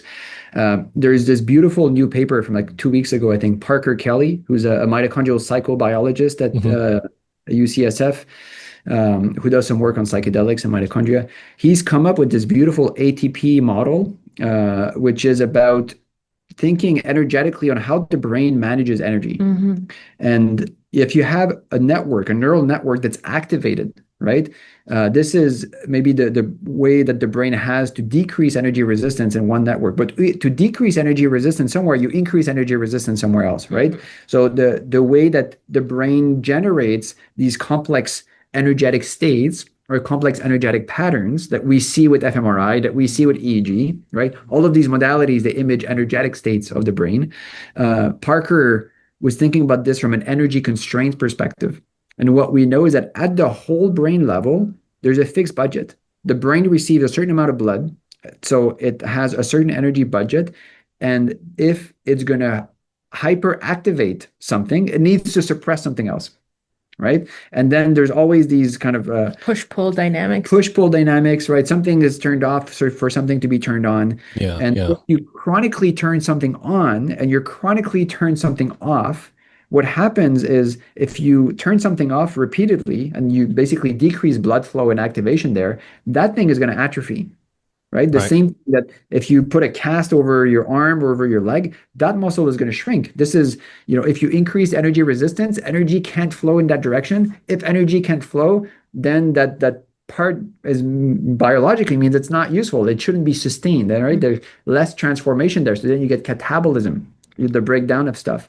So the same thing could be happening in the brain. The brain has this budget. And if you chronically move the budget towards like the salience and the threat network, then you're deactivating other parts of the brain that are, involved in creating attachment to other human beings or, thinking positively about the world, about yourself, right? Then those things atrophy. And but that's not like a neurotransmitter first process. This is like an energetically driven process. It can explain why psychedelics have such a profound response, right? Because you're redistributing that resistance, a resistive network. So I think you have the brain energy network that people usually compute in neural networks, but then you can actually perhaps compute a resistive network. And therapeutics can basically modulate that resistance. We could talk for a long time about psychedelics. But just I wanted to ground this in, the symptomatology, and the ATP model is about psychopathology, right? And Parker's model about like energy moving around in the brain and things being deprioritized, energetically deprioritized. You take the energy away from one network and you put it towards like maybe the default network or the salience network. These energy dynamics are going to have a consequence on the hardware eventually, right? This is a core tenets of the ERP.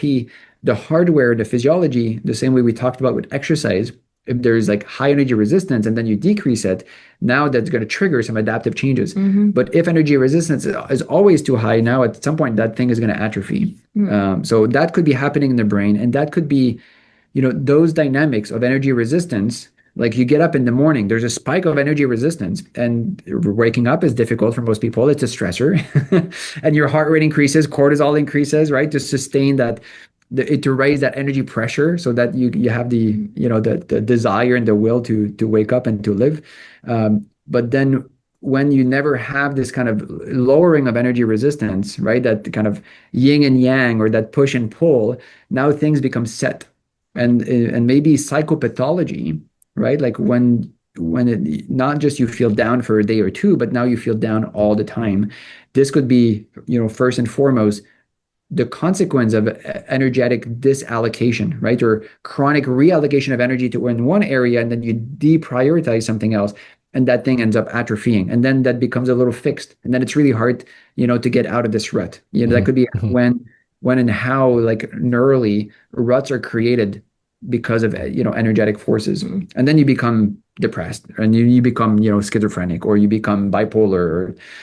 So those are gradual processes, and even though we think about them as really like rigid, and then people get these labels, I've seen people who receive these diagnostic labels, they were stuck in a rut, and then through various ways, including ketogenic diet, they found a way to kind of come out of this, or with psychedelics, and like, right, re-enlivened maybe part of their brain, part of their, move their energy in ways that they haven't been able to in a long time. So there's, I think, a deep layer of regulation there, that where the very rapid energy dynamics that happens at the level of energy resistance end up shaping the biology of the brain, and probably the level of synapses, neural networks, and so on. Does that make sense? Yeah. Are there any final thoughts you want to leave people with, or anything you want to reiterate today from the discussion we had on energy resistance? I think I want to kind of emphasize this energy, like the adaptation to energy resistance. I think that kind of will help ground. I bring up cancer again because it kind of is a problem that we really don't understand if we kind of just look at it from mutations and p53 expression. You mentioned that if you had high energy resistance chronically, our bodies adapt. Our bodies are very good at adapting to information. So if you had chronic inflammation, because there's resistance in our bodies from whatever we're doing because of food sources or mutation increases, I think this is kind of one way of looking at how resistance kind of accumulates over time and causes emergent phenomena like cancer. So I think so this frames diseases as adaptation to energy resistance, yeah, right? Or modulation of energy resistance. And I think the biggest takeaway here is that energy resistance isn't a singular state. It's a dynamic state. And this, if you kind of view our physiology and the imprints that we see, which is cytokines, molecules, hormones, whatever, and we just create therapeutics to modulate those imprints, then we're not going to really address a problem. Right. We're just addressing the accumulation of that resistance. We're kind of alleviating maybe temporarily, but it's not really getting the underlying cause of the energetic landscape. And I think thinking about it this way also makes neurotech become more feasible, with thinking about complex processes like longevity, aging, that isn't a singular signature of molecules, become realistic into how we understand it. And then we can kind of scale this to even something more abstract, like consciousness. Consciousness as a flow of information, flow of energy resistance, with and without our environment included, kind of becomes more realistic into having discussions around thinking it this way. So I think, I think understanding our system, our physiology, isn't just this molecular landscape. Molecular machine, I think, is where we started this conversation with, but as a flow of energy that's imprinted in a chemical signature, is a good way of kind of reframing how we think about our bodies. So is the flow of electrons from food, hydrocarbons to oxygen, is that the Élan vital of life? Élan vital. Yeah, It's possibly. I think that's the bridge to bringing in some of the physical concepts, right? Like some of the physical laws, if we're trying to reimagine biology. I think that could be that bridge to do that. So I'd say perhaps, and we could ask, is this flow of electrons, is that chi, right? In traditional Chinese medicine, or is that prana in Ayurvedic, tradition? And I think it might be, or it might be, closely related. And those are very different concepts. And the reason why chi is kind of, dismissed as woo-woo and biomedicine is because it's not molecular. And I don't think we have the tools to measure that temporal scale of energy. Temporal, right? Or spatial, or dimension. Yeah. So it's a different, like, conceptually, it's a very different beast, right? And we don't have tools, or we don't have concepts with the lens of materialism or physicalism, right? And we assume the physical molecular layer of existence, that which you can see under a microscope, run on a gel or in a sequencer, this is the true layer of reality, right? And then whatever happens in other realms doesn't matter. Like, we can't perceive this, so it's probably not important. This is an assumption. This is like a cultural assumption. And maybe it was a hypothesis like 60, 70 years ago. That hypothesis has turned into dogma. Right. Well, yeah, and correct me if I'm wrong, right? You're not saying there's anything outside of the realm of physics here. It's just that when we think about something like electron flow, it doesn't manifest in the same way that a molecule or a protein does, and therefore we don't have the same ways of thinking about it and measuring it. And so we haven't. Well, I think it's a limitation of life sciences, right? We're looking all of our tools and the genomic tools that have been developed in the last 10 years have been rampant because we're looking at a singular objective thing. So developing tools and in the physics community and within the biology community, there's always a language barrier, because the biggest question is, how do these physical abstract processes manifest to these big structural macro lenses? And I think quantum biological process. But even within the classical physics domain, like they need to be set within a parameter, and how do they manifest to the structure that we can see and measure? And within the biophysics now, there's a huge range of emergent things in mechanics. People now are finding that link to biomechanics, stiffness gradients, as energetic expressions. And we have channels and proteins and things that express these the structural layer. But I think it's really exciting to see that the physical layer, and I think mechanics is doing a really good job. Bioelectricity with voltage, especially within the brain, we've understood this, whatever that means. But we're starting to see this in non-neural systems as well. So I think reframing what we understand as communication in this energy landscape, and it's not just the flow of energy, but the information is actually in the resistance of that energy, which allows for transformation, is we need tools. We really need tools to measure that. And we have one way with like the NADH, the redox mechanisms. But again, those are readouts of the actual resistive network. I imagine. Correct. Those are all readouts. But I think what we are missing is the real-time measurement of the resistance of the resistive networks. And this makes new technology, new approaches. Like, I think this is a really special time in history. Like, energy-based, not energy like aura or, woo-woo things, but energy-based technologies, energy-based therapies might be, pretty close in the future, where we have ways to read energetic states, not just molecularly, but maybe in other ways, through light or through electrical activity. And then we have ways to, write information, not by acting at the molecular level, which is what drugs do, but by acting at the energetic level. And maybe with, things like light therapy. TMS, I think, is a really good pipeline for really showing that. There's like a clinical metric for that as well. And I'm really excited for the TMS work. So we're in the process of developing a research organization that can help, create a new science. Like, we've been looking at health and disease with a really narrow disease focused perspective. Like, 95% of what we do in biomedicine is disease focused. And that's a really narrow lens. It's clear that we don't have an objective way to quantify health. Like, this needs to change. And we don't have a science of the healing process. Like, that which preserves health is your ability to heal every day. from like little physical wounds. If your DNA is broken, you need to heal that. Cell membrane, you need to make new mitochondria, digest the old ones, make new ones. Psychological wounds, something happens hard during the day, you go to bed, wounded. You wake up a little, refreshed and healed, and we grow through difficulties.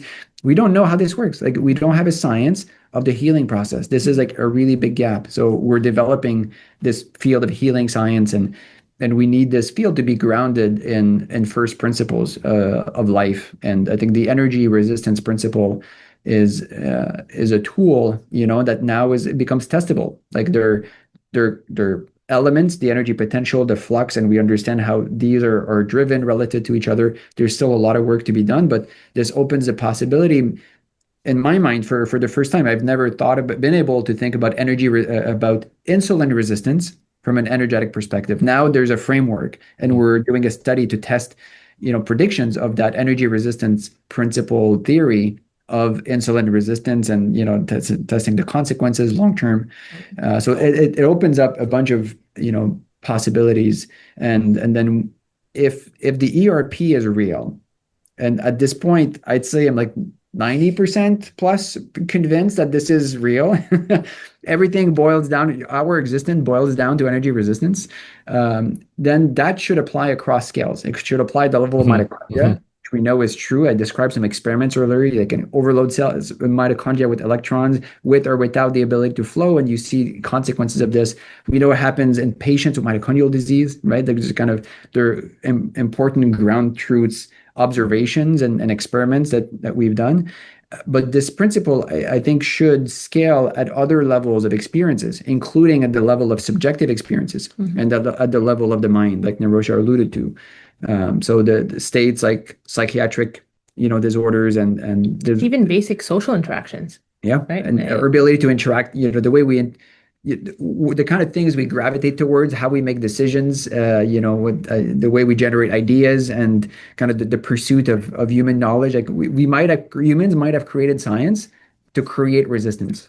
Right? Like, if the mind is never exposed to resistance, and I think you, Nick, are just amazing at this. You find like the best questions, and you're always looking for like, what's the thing that we really need to understand? And in a way, this is what, that's what scientists do. We create resistance. We create new questions, and scientific problems are like obstacles, right? For something for the mind to chew on, something for the mind to kind of resist. Yeah.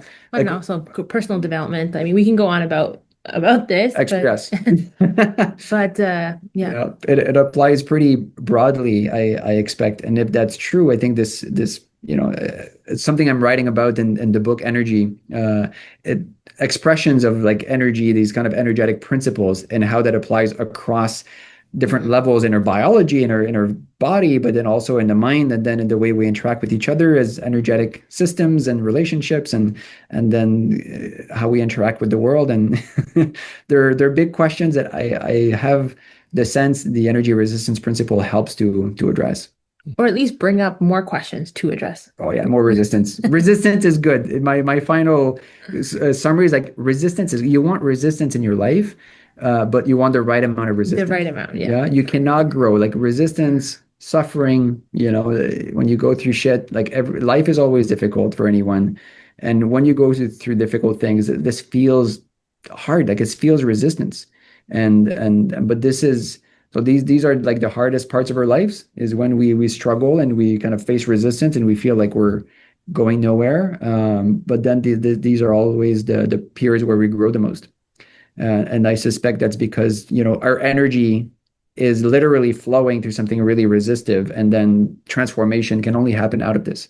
If your life was always easy and nobody's life is like this, then we wouldn't have opportunities to grow and so productive. Challenges, problems that come our way and that feel, salient, are the greatest opportunities for growth, probably because they offer resistance to that which we are, the energetic field we are.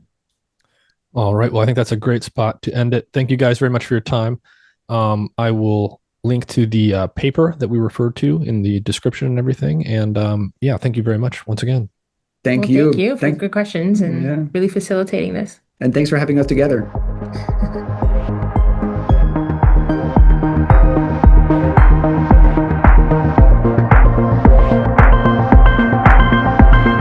Visit mindandmatter.substack.com to find all of my content. Hey everyone, I want to take just a minute to tell you about one of my cool new affiliate partners called Seed Oil Scout. Seed Oil Scout has a really cool map feature that helps you find restaurants in your area where you can find seed oil free options. They also have a really cool product scanner, so you can take out the app and use the camera functionality of your phone to scan products in grocery stores and see what's actually in these things. Do they contain seed oils? Do they contain other things that you want to know about that aren't necessarily on the box? This will help you find places to eat and find foods to eat that actually have what you want in them and help you avoid those that don't. So if you're looking to cut back on your seed oil consumption, or you just want to know more about what's in the foods on the shelves at the grocery stores, download Seed Oil Scout today. If you go through the link in the episode description, click into that and you'll see a link to the Seed Oil Scout app. If you go through that link on my support page, you'll be directly helping the podcast and you'll be able to download this really cool, easy to use app that will help you find healthier food options. So go through the link in the episode description and download Seed Oil Scout today.